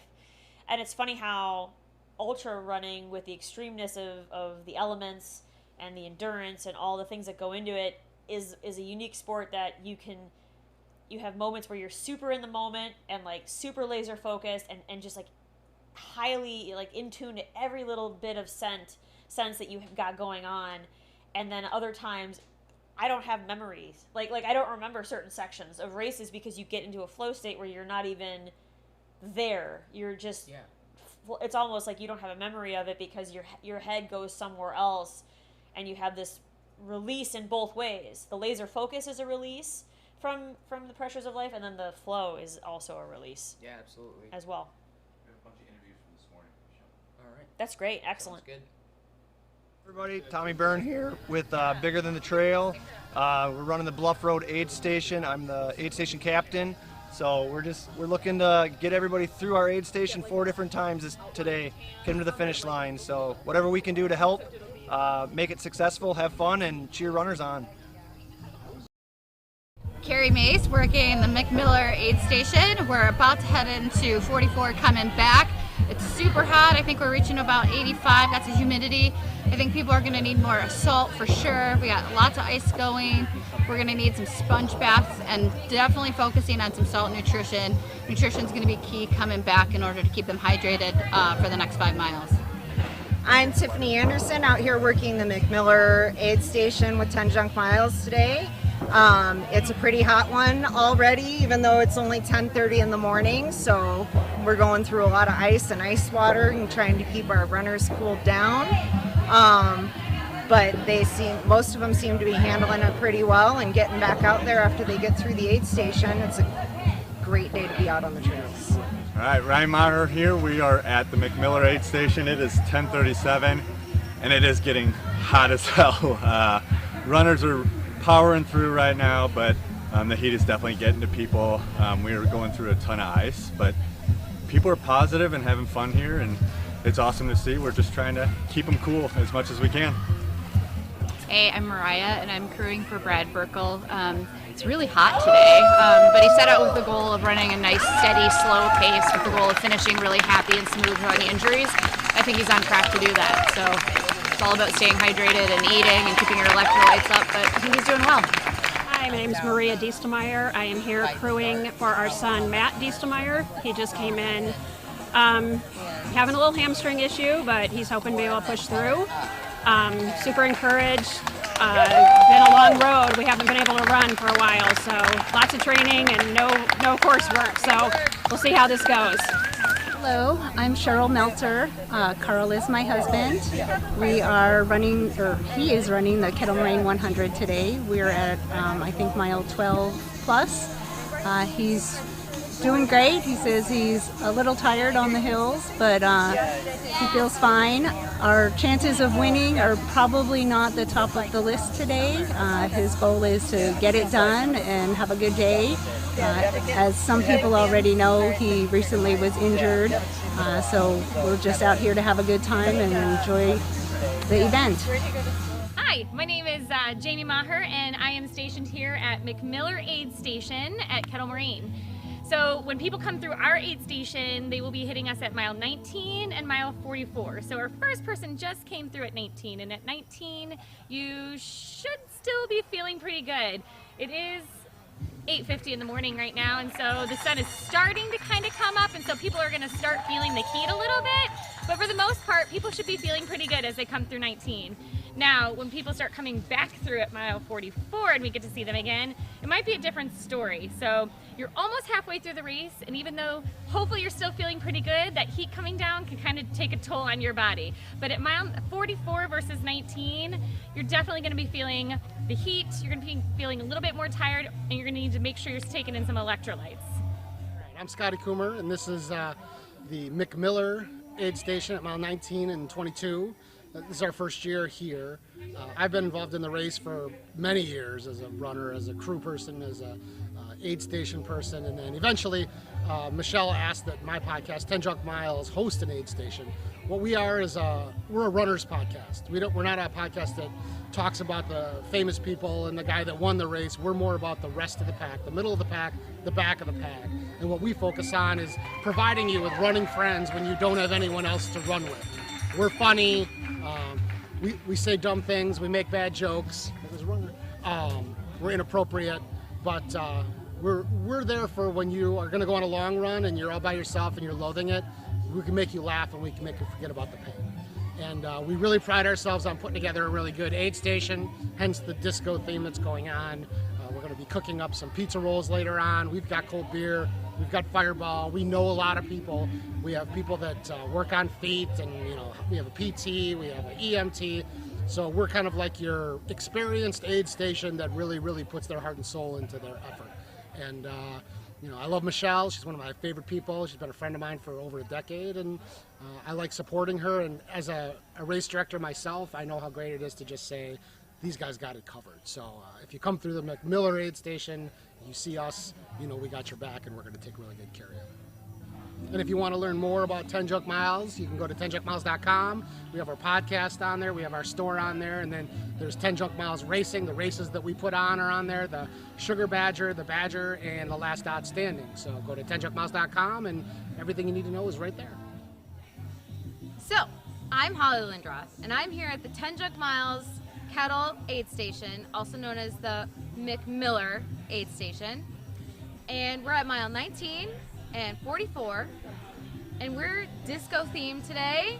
It's gonna be hot, it's gonna be awesome. We're here to serve you and your runner. So, I don't know which way if they're coming from this way or they're coming from that way. It doesn't really matter, right? Yeah, so I think that's about it. I'm excited to be here, and I can't wait for the rest of today to happen.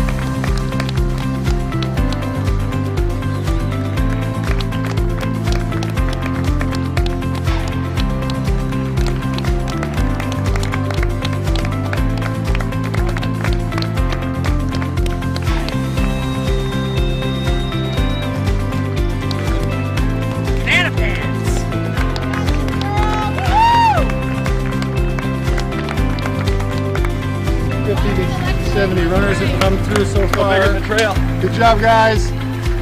And our leaders were going out pretty quick. The first ones came through about 6:57, and then it spread out pretty far. But it's great to see everybody.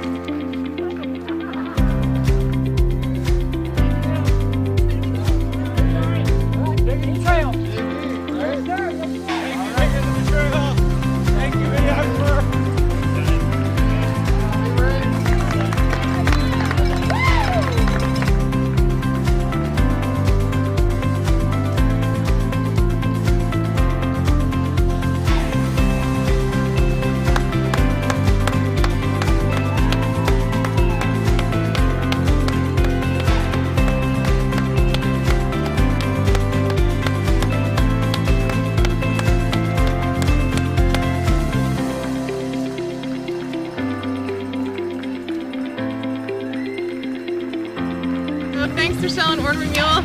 Thank you. Excellent. All right, so now that we're back, we have some comments on the YouTube channel. Which, by the way, like and subscribe. Yes. If you've been watching, and it's at 1 in the morning. If you're watching right now, you should be liking and subscribing. So we have an unofficial time for our winner at 17:37. Excellent. Blistering. Blistering. Just like the sun today. We'll talk about blisters at this stage. His shoes is probably melted on the course, like you said. So congratulations to that's really an incredible finish. So hopefully he's already at the hotel getting that shower, that infamous shower. That's awesome. Yeah.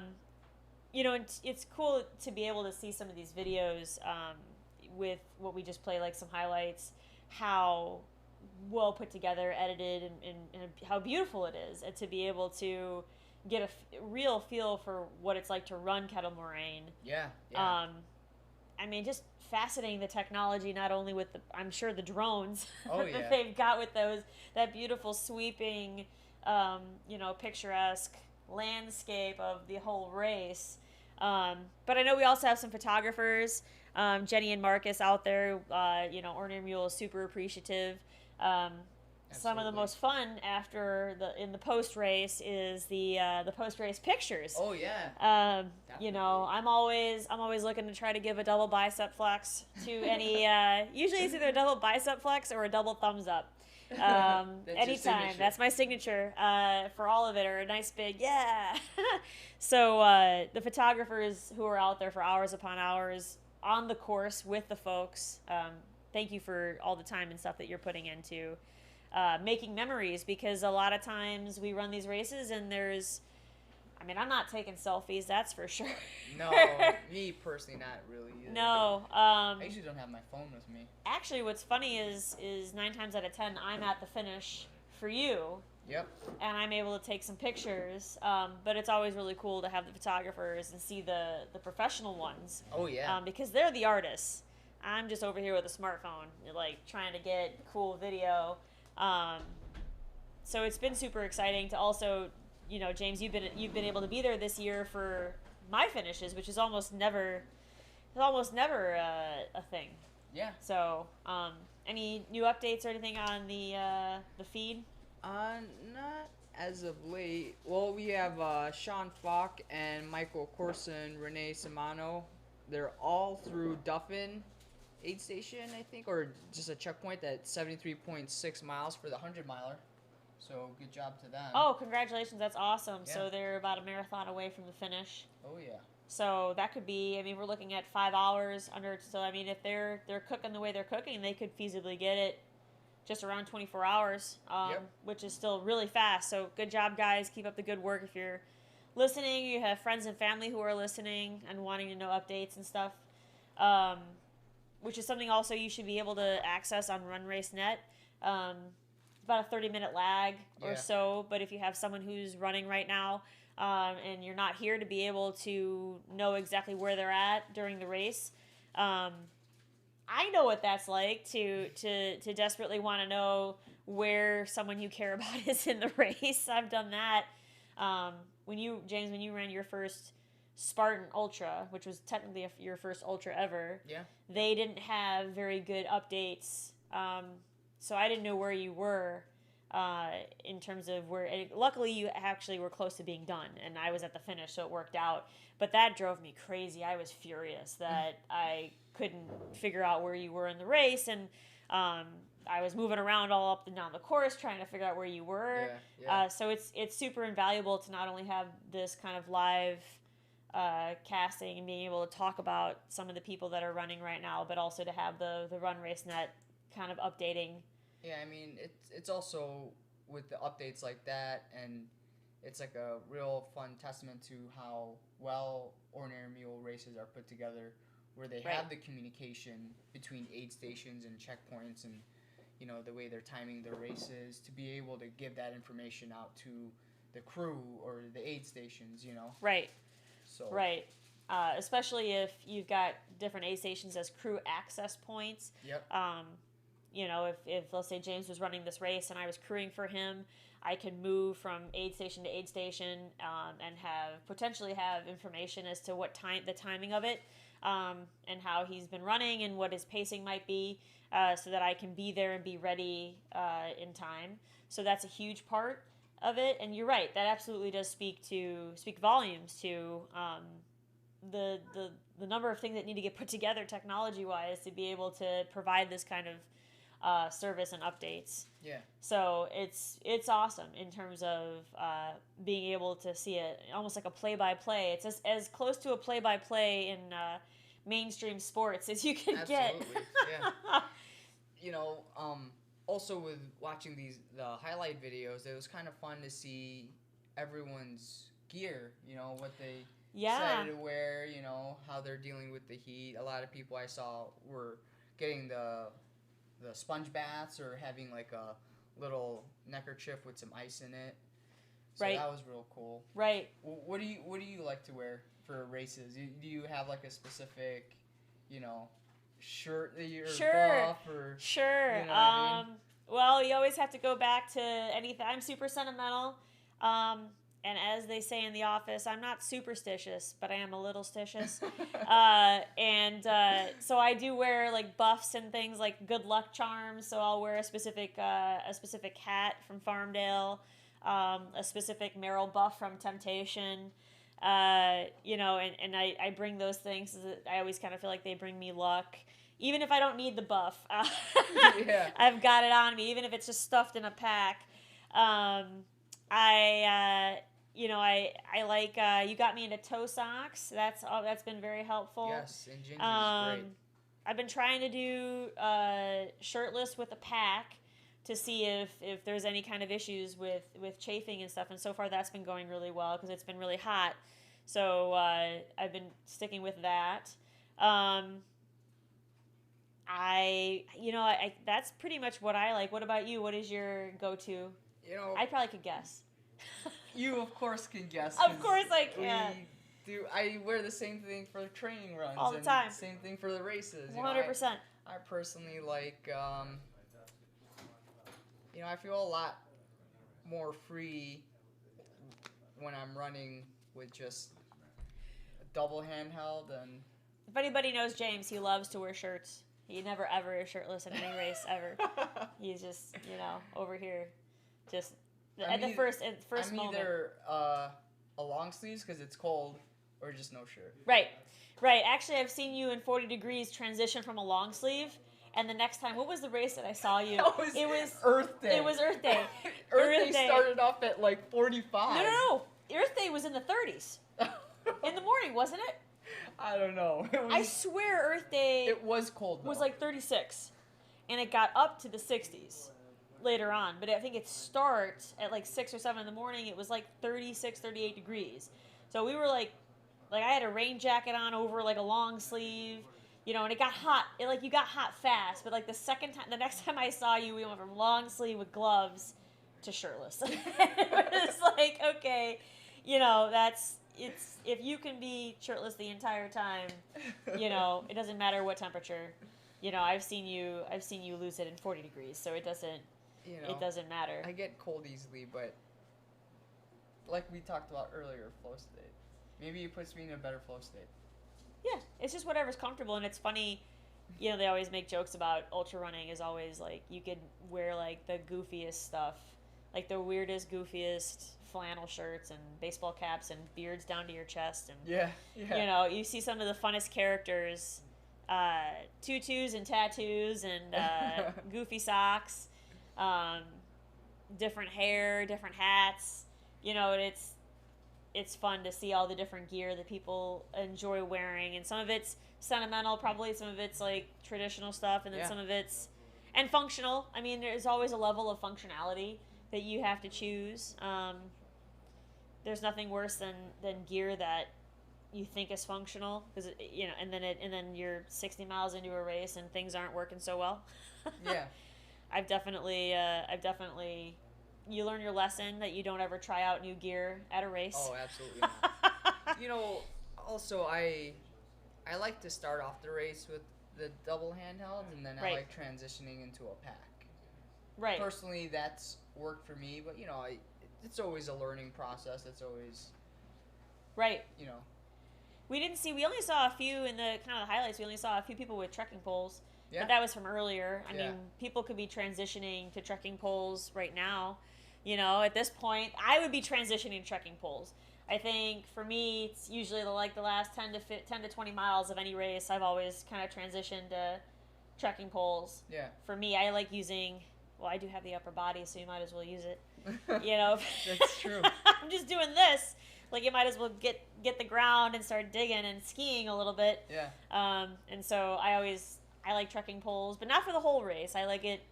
You know, that's something I've been battling with lately too. You know, like incorporating them and not, and you know, like I've used them in some races, and I'm not saying they didn't help me, but it did get to a certain point where I didn't feel like carrying them anymore.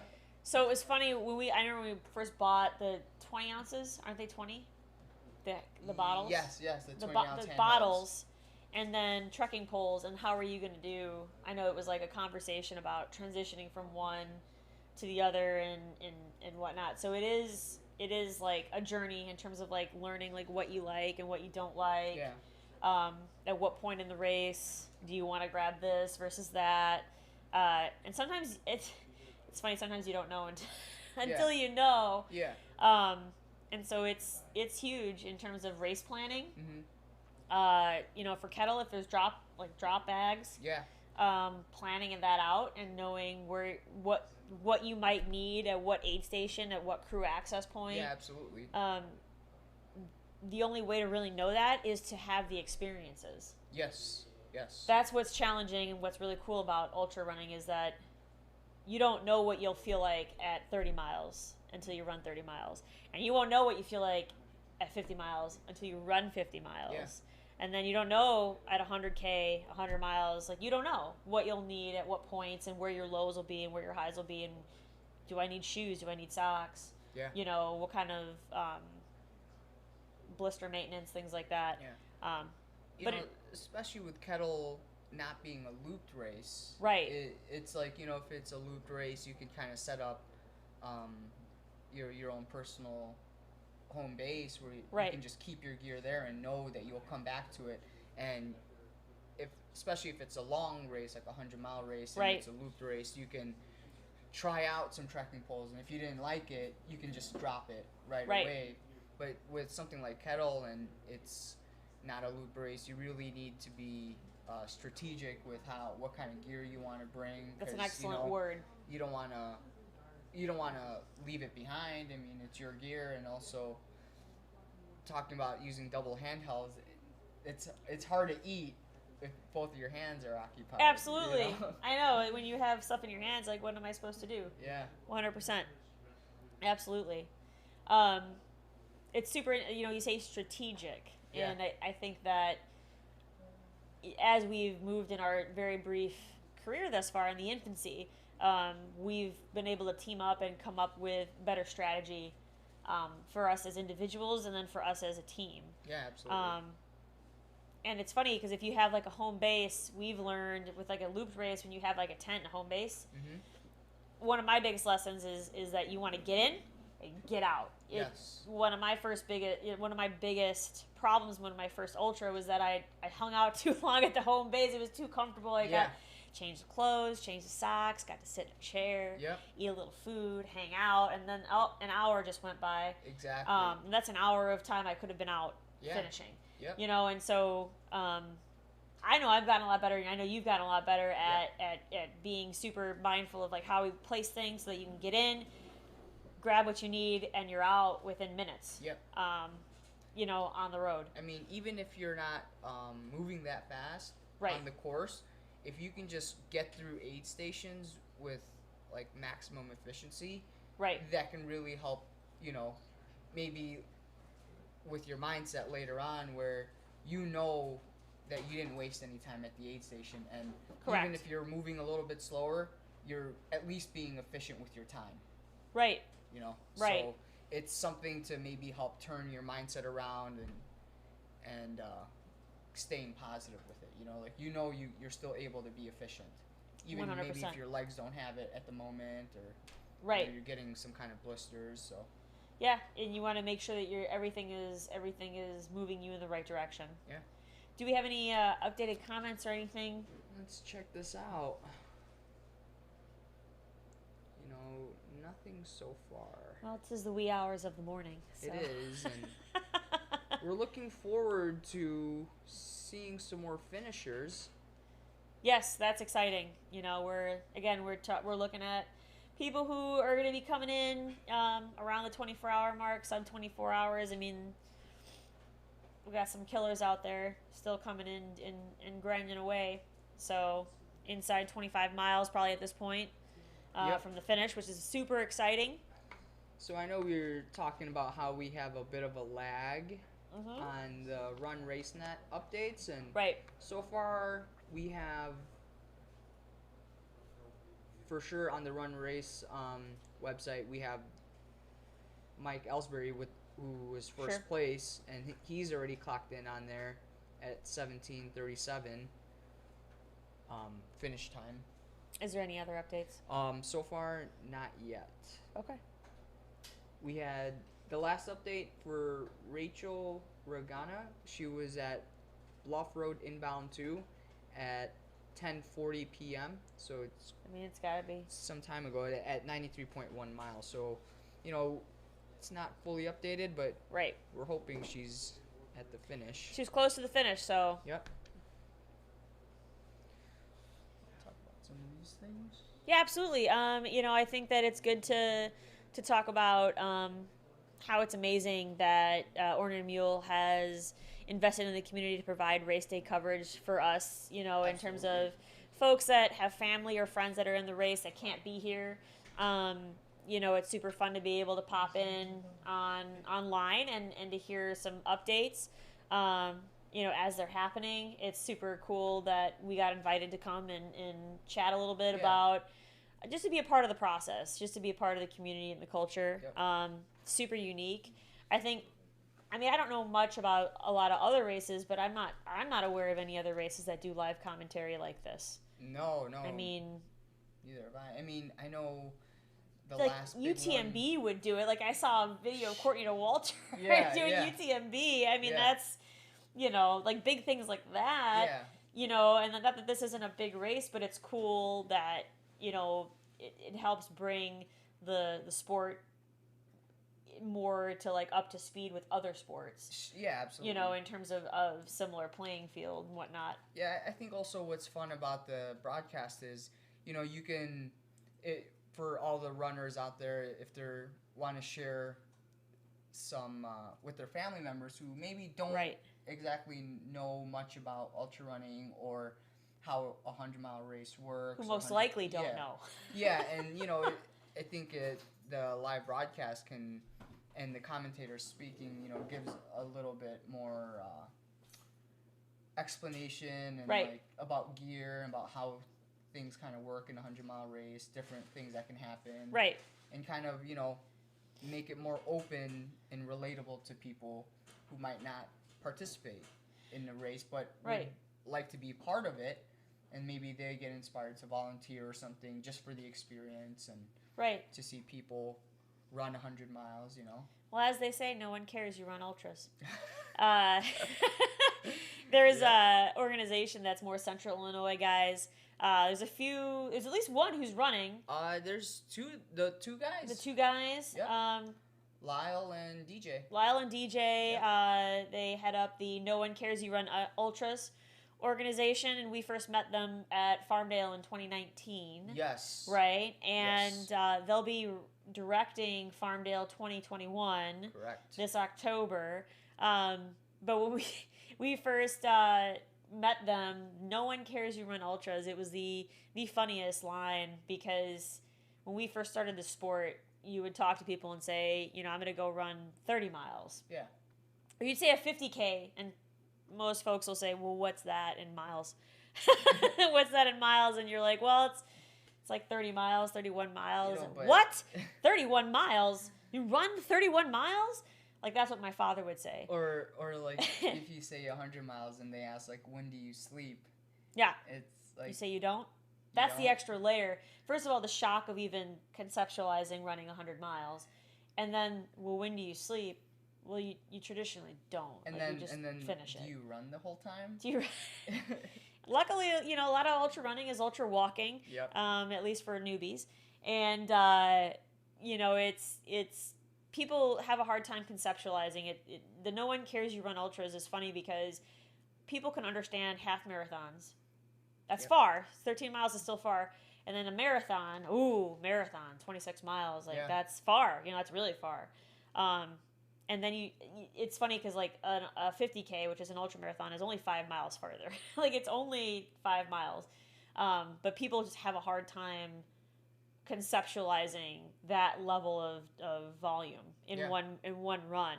And then people just tend to not, because they can't understand it. Like, it's hard to conceptualize the why, not only the pain and the suffering you would go through to finish it, but the why you'd want to do that.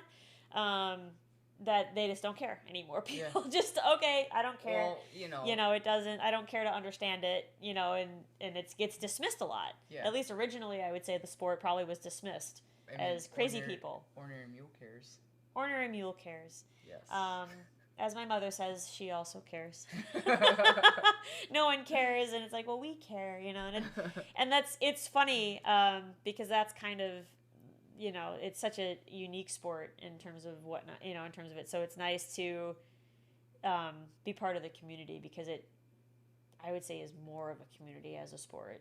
Yeah, I mean, especially, I'm sure there's other runners, that aren't completely surrounded and saturated in a community where ultra running is a common thing. So it's kind of a relief that, you can get in a community where people do appreciate the time that you put in, and that you are in the race, and that, accomplishments that you've done or they've done. Right. And, it's kind of refreshing from, going through everyday life, and, like, you go to your job and, your coworkers just don't understand and can't relate to it, and you're just kind of almost left out. But it's nice to come to a community where, like Ornery Mule, that, they understand, they put on the races. Right. You can meet like-minded people, swap stories. Right. Everybody knows, I would say a large part of the community knows what it feels like to run 30 miles. Yep. And also bigger distances, and it just goes up from there. And so we all know what it's like to be out there in the Sufferfest. Mm-hmm. And we're all, that's, I think what's cool is it still can be a very competitive sport, I think. the opportunities there. You've got people coming in at 17:37 for 100 miles. I mean, it's competitive. It's you know there are some fast people out there. And fast is only one of the elements that it takes to be successful. There are a handful of other elements in terms of weather, conditions, managing weather, managing gear, things like that. But ultra running as a community, I always feel like it's a little less competitive in like a negative way. It's such like a upbeat, like, hey, we're all out here together doing the same distance, dealing with the same elements, and the support, I think, between runners and then people who are doing aid station, all the volunteers. We had talked earlier about how invaluable volunteers are. And it's not even just aid station volunteers are on the front line, in the trenches, helping strangers, like straight up strangers, getting through and accomplishing their goals. But you've got other people who are involved in other ways in terms of trail maintenance, what it takes to put on the digital component of all of this, the folks that are running the drone that takes the videos. I mean, there's people there's so many people that are involved in the production of a race.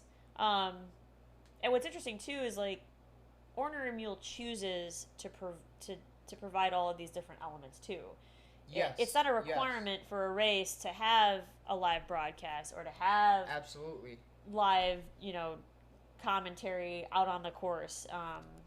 Traditionally, you would think a race would run, they'd have an aid station, you might have a photographer, maybe a professional photographer out there taking pictures. So it's up to the race director and the organization putting the race on to what elements they want to add. Absolutely, that's a huge point to make, is that they're choosing to, branch out and do new things and to be inclusive and, try to get as many people interested and aware of things. Right. It's almost like the more things you provide during a race, or the more elements you can the more layers you can provide to basically the level of investment Ornery Mule is putting in Kettle Moraine will then return in dividends for the folks that are also investing and running in it. It's kind of a super symbiotic relationships in terms of the community will respond, races that are put on like this, where you've got really cool swag, really cool, digital components with the commentary, with the really beautiful video, photography, the manicured course, all the different variety of aid stations, all the groups that came out, all the different aid station folks that came out to do that, the unique flags that they have, and different things, like those extra layers just make it a more personal touch. Would you like to see an interview with the first place winner? Absolutely, we'd love to see that. Let's check it out. Hey, Mike Ellsbury just finished the Kettle 100 here in 2021 and took first place. Really excited about it, and it was a very exciting day. The weather was definitely a huge factor today. I don't know, did it get up to 90 today? 88? It was over 90 today, so that was pretty intense. The field started out really fast. Carl Meltzer and a whole bunch of other really fast folks got out there just cruising right away, and I hung back for a little while they did that. I eventually picked it up a bit because I figured they were, had a strategy of running in the early morning relative coolness. And so we did that, and then slowly, kept catching up to people throughout the day. But there was this one lady, I wish I knew her name, who was out in front all day long, who was an absolute animal. So she was just crushing it. Rachel. So she was incredible. We had just a battle to the finish, basically, out there chasing each other, which is really exciting. So it wasn't without a whole lot of excitement today, managing the heat, exciting people out here, Carl out here, and couldn't be more happy with how things went, but also with how the event was hosted. So thanks to Ornery Mule Racing and everybody that was part of that. So thank you. And what are you going to do next? I'm not making any decisions about running for about 2 weeks. because right now I do not want to run 100 again, but I know that will change pretty quick. So yeah. Hi, if you like what you're watching, you can help us out a lot by buying stuff on our website at ornerymule.com. We got lots of cool swag. We have Ornery Mule Racing headbands. This is the limited edition Kettle Moraine 100 headband. It fits your head perfect, keeps sweat off of it. We have the Kettle Moraine flag. We have a pride flag. We have these 25-year anniversary hats. And we have lots and lots of great swag. So head over to ornerymulracing.com. Thank you. Hi everybody, Ben Light here with Kagala. Thanks for joining this 30 hours of live coverage of the Kettle Moraine 100. I know we're excited about being 2021 sponsors of all Ornery Mule Racing events and including this historic ultra running event. I mean, how cool is this to be able to watch this event live from around the world? I know we're excited to be able to see so many runners using our ultra trail light and the difference it's making for these runners as they run through the night. I know that this light has been a game changer in all my overnight events. If you're looking to pick up the Kagala Ultra Trail Light, make sure you use Ornery Mule Racing for a 15% off. Kagala wishes everyone at the Kettle Moraine 100 good luck. Excellent. Right. So that was cool to see Mike interview. He looked, you said right away, he looked fresh. Like he had just really fresh. He did not look like he still had his pack on. Yeah. Like he didn't even take his pack off. No, he was fresh off the course. Like it was, you know, it's funny asking him what's next. I can completely empathize with. Oh yeah. No, wait a minute. I don't ever want to run a 100-miler ever again, and I've never even ran a 100-miler. Yeah. He needs to revel in his victory. He needs to revel in his victory. Yeah. It probably doesn't even feel real. Super cool that he was commenting on who I presume probably ended up taking second place, Rachel. Oh, sure. She was the Sugar Badger winner. So she's just fresh off a Sugar Badger 3 weeks ago. Yeah, I think so. 3-ish. End of May. End of May. So we're talking 2 weeks maybe. Yeah. So there's her 50-mile training run for Kettle, and then coming in and really putting Mike through his paces. It sounded like in terms of them being neck and neck. So that's super exciting. Yeah. It was funny when people were he was being asked about doing what was next. It was cracking me up when we did our run earlier today, our little bitty run. How many people we would see that we knew we were going to be racing with in July at CMAR, and all right, I'll see you at CMAR, and these poor people are in the middle of Kettle, trying to run Kettle miles, and James over here, all right, I'll see you at CMAR, and it's like, oh God, they don't want to think about the 100-miler they're doing at CMAR. Yeah, I suppose that was a little bad form. No, it's not bad. It was just cracking me up because it's like, James is always like, we'll be in mid-training run, and you're already talking about the next training run. Or we'll be in the middle of a big training run, and I might be like, maybe having a little bit of a hard time, and you just love talking about races. Or food. Or food. Food is more fun than races in terms of like when I'm not feeling it, and you just love bringing up, hey, we should be doing this race. I'm like, whoa, let's train for the race we've got now, and then I'll think about that next race. It always cracks me up every time. But you do love talking about food. I do. It'd be fun to talk to Mike and see, and Rachel too at some point, if they ever, were able to call in or whatnot and find out what that post-race meal looks like. Oh, yeah. That's a super fun, now that I think about it, of course, we should have asked Mike, the no-calorie machine. Oh, what his post-race. His post-race. He's on a pretty strict low-carb diet. I think he does keto That's right. Pretty aggressively. That's right.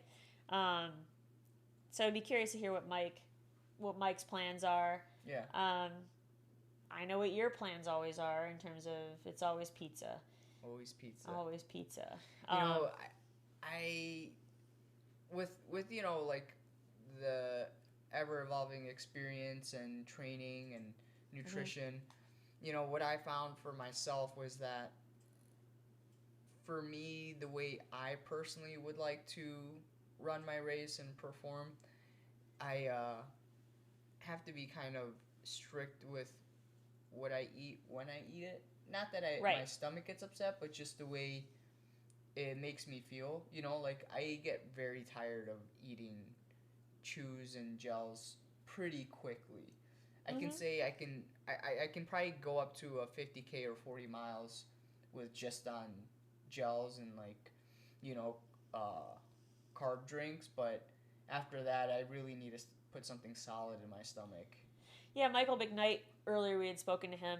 He was talking about soup was one. Soup. Magdalena had soup for me at Temptation in 2020, and I remember the veggie soup. It was like such a game changer. yeah, something as simple as like if like maybe a cup tonight of veggie soup. It's a little bit chillier. Right, it is cool out and there. Someone gets some broth and it really just turns them around. Mm-hmm. Something a little warm in the system. Yeah. You think you wanted 7 hours ago when it was 90 degrees and sunny, and now all of a sudden it's you know, you maybe want something a little bit warm, has some salt in it, might give you a little perk. Yeah. Which is funny. You know, it is fun to see what people eat during races and after. Nutrition is exceptionally intimate. Yeah. And it's also something that you need to trial and error. So you and I traditionally train fasted. So when we do our runs, at least the first one. Usually the first run, if we do doubles, like we had talked to Connor earlier, Camille Heron's husband, and coach, they really highly encourage doubles. And so the first run in the morning for us is usually fasted. We haven't had breakfast. We don't drink coffee. Don't do anything. And we usually run fasted. I bring water. You don't bring water. I always bring water. I need to bring water yes, more often. Exactly. Just to get in the habit of it. Right. And then the second run, usually we've eaten something in between. So testing out what sits well. Mm-hmm. With different temperatures too, there can be, you know, like today it was super hot and super sunny and dry. Might be hard to stomach heavier foods. Yeah, exactly. Gels and gummies might be great in the beginning because they're lighter fare. Baby food is a big one. I've always liked the squeezable baby food. Applesauce, that kind of goes down real easy. Doesn't sit too heavy. But then as it gets cooler... Yeah. You may look for, I know like in the wintertime when we do runs or when it's a cooler run overnight, you know, chocolate. Even flavors, yeah. Different flavors are, you know, more desirable. Cheese quesadillas, I know, like, it depends on the aid station. Some folks, they really get pretty elaborate. Connor's spread earlier for Camille, I kind of look like aid station fare in my opinion. I was like ribs and corn, that you might as well be at an aid station right now. Yeah. You know, we've seen soup, chili, you know, overnight, especially the overnight, looking to get food. And a lot of people have a hard time conceptualizing, like, eating real food during a race. And at first, I had a hard time. I'm a fasted, I exercise fasted and train fasted. So to me, having to eat was a huge hurdle to have to get over, and figure out what foods would sit okay. Yeah. And what foods don't, and that's still a journey. You know, what works for us may not work. Giving advice, saying, "Hey, this has worked for us," but you have to try it in order to figure out what works. Especially like, you know, with the race, like for example, post-race food for Earth Day this year. When they had that grill going and we had those vegan hot dogs. Oh my god. Oh, they were so good. The start finish they had the grill going and they had you know, all the ultra runner hippies are all into the veganism, and it's funny. I mean, we're vegan, you know, and it's great. To be honest, it's actually flattering that race directors even care. Absolutely. And are even remotely interested in providing vegan options, in addition to other dietary needs and whatnot. So that was great. I remember having 2 of them. They were so good. Yeah. After the race, that was great. It's a nice party. It after is. the race, yeah. Right. Definitely. You know, it was. Oh, go ahead. We have a second interview. Yeah. Cool. Great. Let's check it out. Rachel Ragona, and I'm not sure, you know, I really love the forest, the meandering single tracks, and how beautiful the smells were. Like, there's nothing like running in forest, you know. And the aid stations were spectacular. Everybody was so upbeat, and getting to run with a pacer, I've never done that before, so that was a real treat. It was just a great race overall. As for next, sleep. Sleep and no running. So that's super fun. That's awesome. Wow. So she's never ran with a pacer before. Yeah. Wisconsin local. So she, when could you pick up a pacer? Was it after 100K? I think so, yeah. So you have to run the first 100K on your own, and then you can pick up a pacer after that. Yes. Okay. So that's super cool that it was her first time running with a pacer. Yeah. It'd be interesting to chat her up and find out, like, the strategy behind that. Because she ran, I mean, Sugar Badger, she did the 50 miler, you know, and it's like, okay, I don't know if she's ran other 100 milers before, if this is her first, who knows? You know, I don't know too much about her past, but I mean, she still finished it in a blazing speed, so. Oh, yeah. You know what's also fun about Kettle is they do a special belt buckle for a sub-24 finish, which is pretty fun, you know. So you did tell me about that. Yeah, so they'll have a 100-mile finisher, which is still great. Then they'll give you a sub-24 if you finish sub-24. So you get 2 belt buckles. No, just the one. Just the one, but it's a special. Yeah, it'll say sub-24 if you get it sub-24 for the 100 miles. Got it. In addition to, let's say, if you place first, second, you have the really beautiful plaques that Michelle was displaying earlier. Yeah. Okay, that's really cool. That's unique because I don't think every race does that. Like, no, not every race. Yeah, still a big deal, I think, to get 100 miles in less than 24 hours. But absolutely, I think it's a huge accomplishment. You know. Right. I mean, I'm still chasing one. So. It's in the bucket for you. It's just finding the right time. Again, it's a journey. You know, it is. It's a journey. It's experience. It's, you know, putting the time in and getting the experience and just sticking with it. Right. So to kind of put it in like perspective, because we've talked about this, Ironmans, traditional Ironmans are like, don't they have a 17-hour cutoff? Yes. Isn't it like that with the Ironman with a triathlon? Yep. And so, you know, I mean, there's a 30-hour cutoff for the 100-miler here, and Mike got it, you know, in sub 18 hours. Mm-hmm. I mean, Rachel obviously crushed it as well. Yes, yes. And so it's interesting how, like, the competition itself, like the actual event, takes hours to complete. Yes. If you're, especially, I mean, any, you could still do the 50K and finish it well, the 100K I think had an 18-hour cutoff, right? Yes. The 100K did. But even the 100K, you know, to get 62 miles in 18 hours, like, the event itself takes so much time to complete, just the event. Yeah. So all the time it would take to spend training for that kind of event. Yeah. It's a very, you know, it can be a very slow moving sport in terms of getting better at it. Yeah. Absolutely.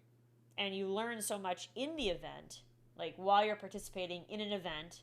So then it's like, okay, my first 50K and then my first 100K and my first 50 miler, like even, I mean, you still have more races than I do, but I have just under double digits. I think once we're done with this season, I'll have double digit races under my belt. Yeah. And that's a lot of experience to be able to speak to race strategy. Yeah. But it's a sport that requires tremendous patience with learning yourself, learning what your needs are, how to be good at it. Yeah.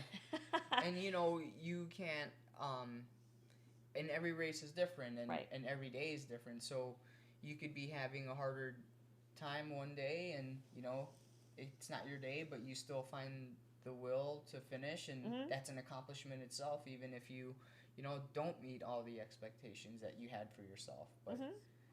you know, Running multiple miles a, on multiple days can beat you up. It's a learning experience every race. Mm-hmm. You know, we haven't talked at all. It's was just thinking about this with how it's such a journey is injuries. I think one of the first things people ask when you talk about ultra marathoning and races like this is like, well, like can your knees handle like your knees? You know, your knees must get beat. How your feet hurt. And so one of your favorite topics is shoes. Oh. Yeah. I know the Speed Goat was out there today. Oh, the Speed Goat Mike was had brought out up there, yeah. Carl Metzler, right? Yes, he did. Yeah. So the Speed Goat is out there, and needless to say, you own a pair of Speed Goats. Yes, I do. The Hokas, you've been getting more into Hoka. Yes. And I would say great this shoe. last season. Right. Absolutely. Excellent. What are some of the benefits you found in the Hokas in particular? You know, with your running. I feel like the Vibram outsole that it has is very durable. In Hoka in general or Speed Goats specifically? Speed Goats specifically Got carry it. the Vibram outsole, and I feel like it's very durable. Great. And so they're named after Carl Metzler, right? Yes. Yep. And so remind me why is he the Speed Goat? He's the Speed Goat because he's fast, and Obviously. also I don't know if it's specifically linked to his Hard Rock finishes and wins, but I know he's finished and won the Hard Rock numerous times. Right. Hard Rock 100. I remember Carl was one of the first ultra runners that you brought up to me when we started talking about the sport in general. Yes. Because I remember you talking about the Speed Goat. I remember thinking, like, a mountain runner? Like, in my mind, it was a fast runner who was also a mountain goat. Well, and that's how I it processed is. it, right? Yeah. And I'm like, okay, so now it's, how cool is it to be an athlete? It's like being Jordan and you have Jordans. Yeah, Like, yeah. the Speed Goat has a Speed Goat. Like, he's got a Jordan shoe. of ultra running. He's exactly, in terms of at least the shoe. Yeah. You know, for sure. I mean, it's he has so the cool. most 100-mile wins, 100-mile victories. So the man deserves a shoe. Yes. 100%. And Yes. you have at least one pair, if not two pairs, of Speed Goats. I have two pairs. Two pairs of Speed Goats. The man has two pairs of Speed Goats, Carl. And I can't officially speak on this, but we got a little bit of word that he was coming into this race with a bit of an injury, and we don't have an update on where he's at right now. Okay. But yeah, hopefully he's holding up all right, and Well, we are Plugging ultra along. runners are a stubborn bunch. So, you Yep. know, in terms of dealing with injuries and setbacks. with being stubborn, you also have to know when to call it to be able to race again. you know? Right. It's all about race intelligence. Yep. Running intelligence. And whatever he decides, he has the most experience in the field. You can't argue that. Oh, without a doubt, he knows his body. We had talked to Michael McKnight about the rhabdomyolysis that he had Yep. gone through, and I'd asked him how he knew, something was different. Mm-hmm. Because ultra running hurts, Yeah. and it's hard, and you get dehydrated and you deal with nutritional issues and things like that. So, how do you know the difference between, like, my legs are killing me, but I can handle it because this is normally how somebody should feel after running XYZ miles, as opposed to this niggling issue is not good. Like, this is a problem. This could lead to cataclysmic issues down the line. Maybe, you decide to run through it and then you can't run. We had kind of talked a little bit about Courtney DeWalter running Western States a couple years back, 2019. Yeah, I think so. I think And the last time they yeah, held it. she Yep. had a glute medius, which is like you have three different gluteus muscles, and the glute med is like kind of up in the hip. It's more of a stabilizer. It's a smaller muscle, and she had a strain. It sounded like ended up being something goofy, and she was having a real hard time walking. So she made a choice to call the race, like mid-60s. And then 2 months later, won UTMB. Went through, you know, obviously buckled down and did a bunch of physical therapy and really attacked the issue. Yeah. And then was able to win UTMB. Now, had she decided to walk the rest of Western States 30 more miles or whatnot, that outcome could have been very different. You know, so sometimes well, not sometimes, all the time it's good for somebody who's running to be able to make those calls. Yeah. And to know when it's prudent to self-preserve and when it's like, hey, listen, stop being a ninny and just keep going. Yeah, you know, obviously, from her UTMB victory, it was obvious that she made the smart decision. Absolutely. And focus on, you know, racing another day and rehabbing, and it paid off for her. Correct. And people love, you know, we listen to podcasts, and again, I know one of the podcasts I listened to, The Dirt chatted her up, as well as some other folks, and she had talked about how people love asking, like, well, what if this? You know, if you did this, what if? And she always is like, well, but we'll never know because it didn't happen. So how can you possibly postulate on and try to guess as to what would have happened? Yep. You know, she just made a good choice. And so it is hard. And then we talked to Connor earlier about tapering, and tapering can help with injury management, especially if you're coming off a hard training block and you're entering into a race. You know, and I would say a lot of really hardcore ultra runners probably always have some kind of niggling issue that's happening. You know, what I took out of it the most was the biggest issue he's running into with some of his athletes that he trains are running too fast on recovery days. Right. You know, like if you have a coach, and the thing about hiring a coach is, like, you need a really, you know, you're investing your time and your money into a coach, and then in turn they're investing their time into you. So, you know, if like they write a plan for you, and, you know, you're looking for a coach because you want to get to the next level, or you want to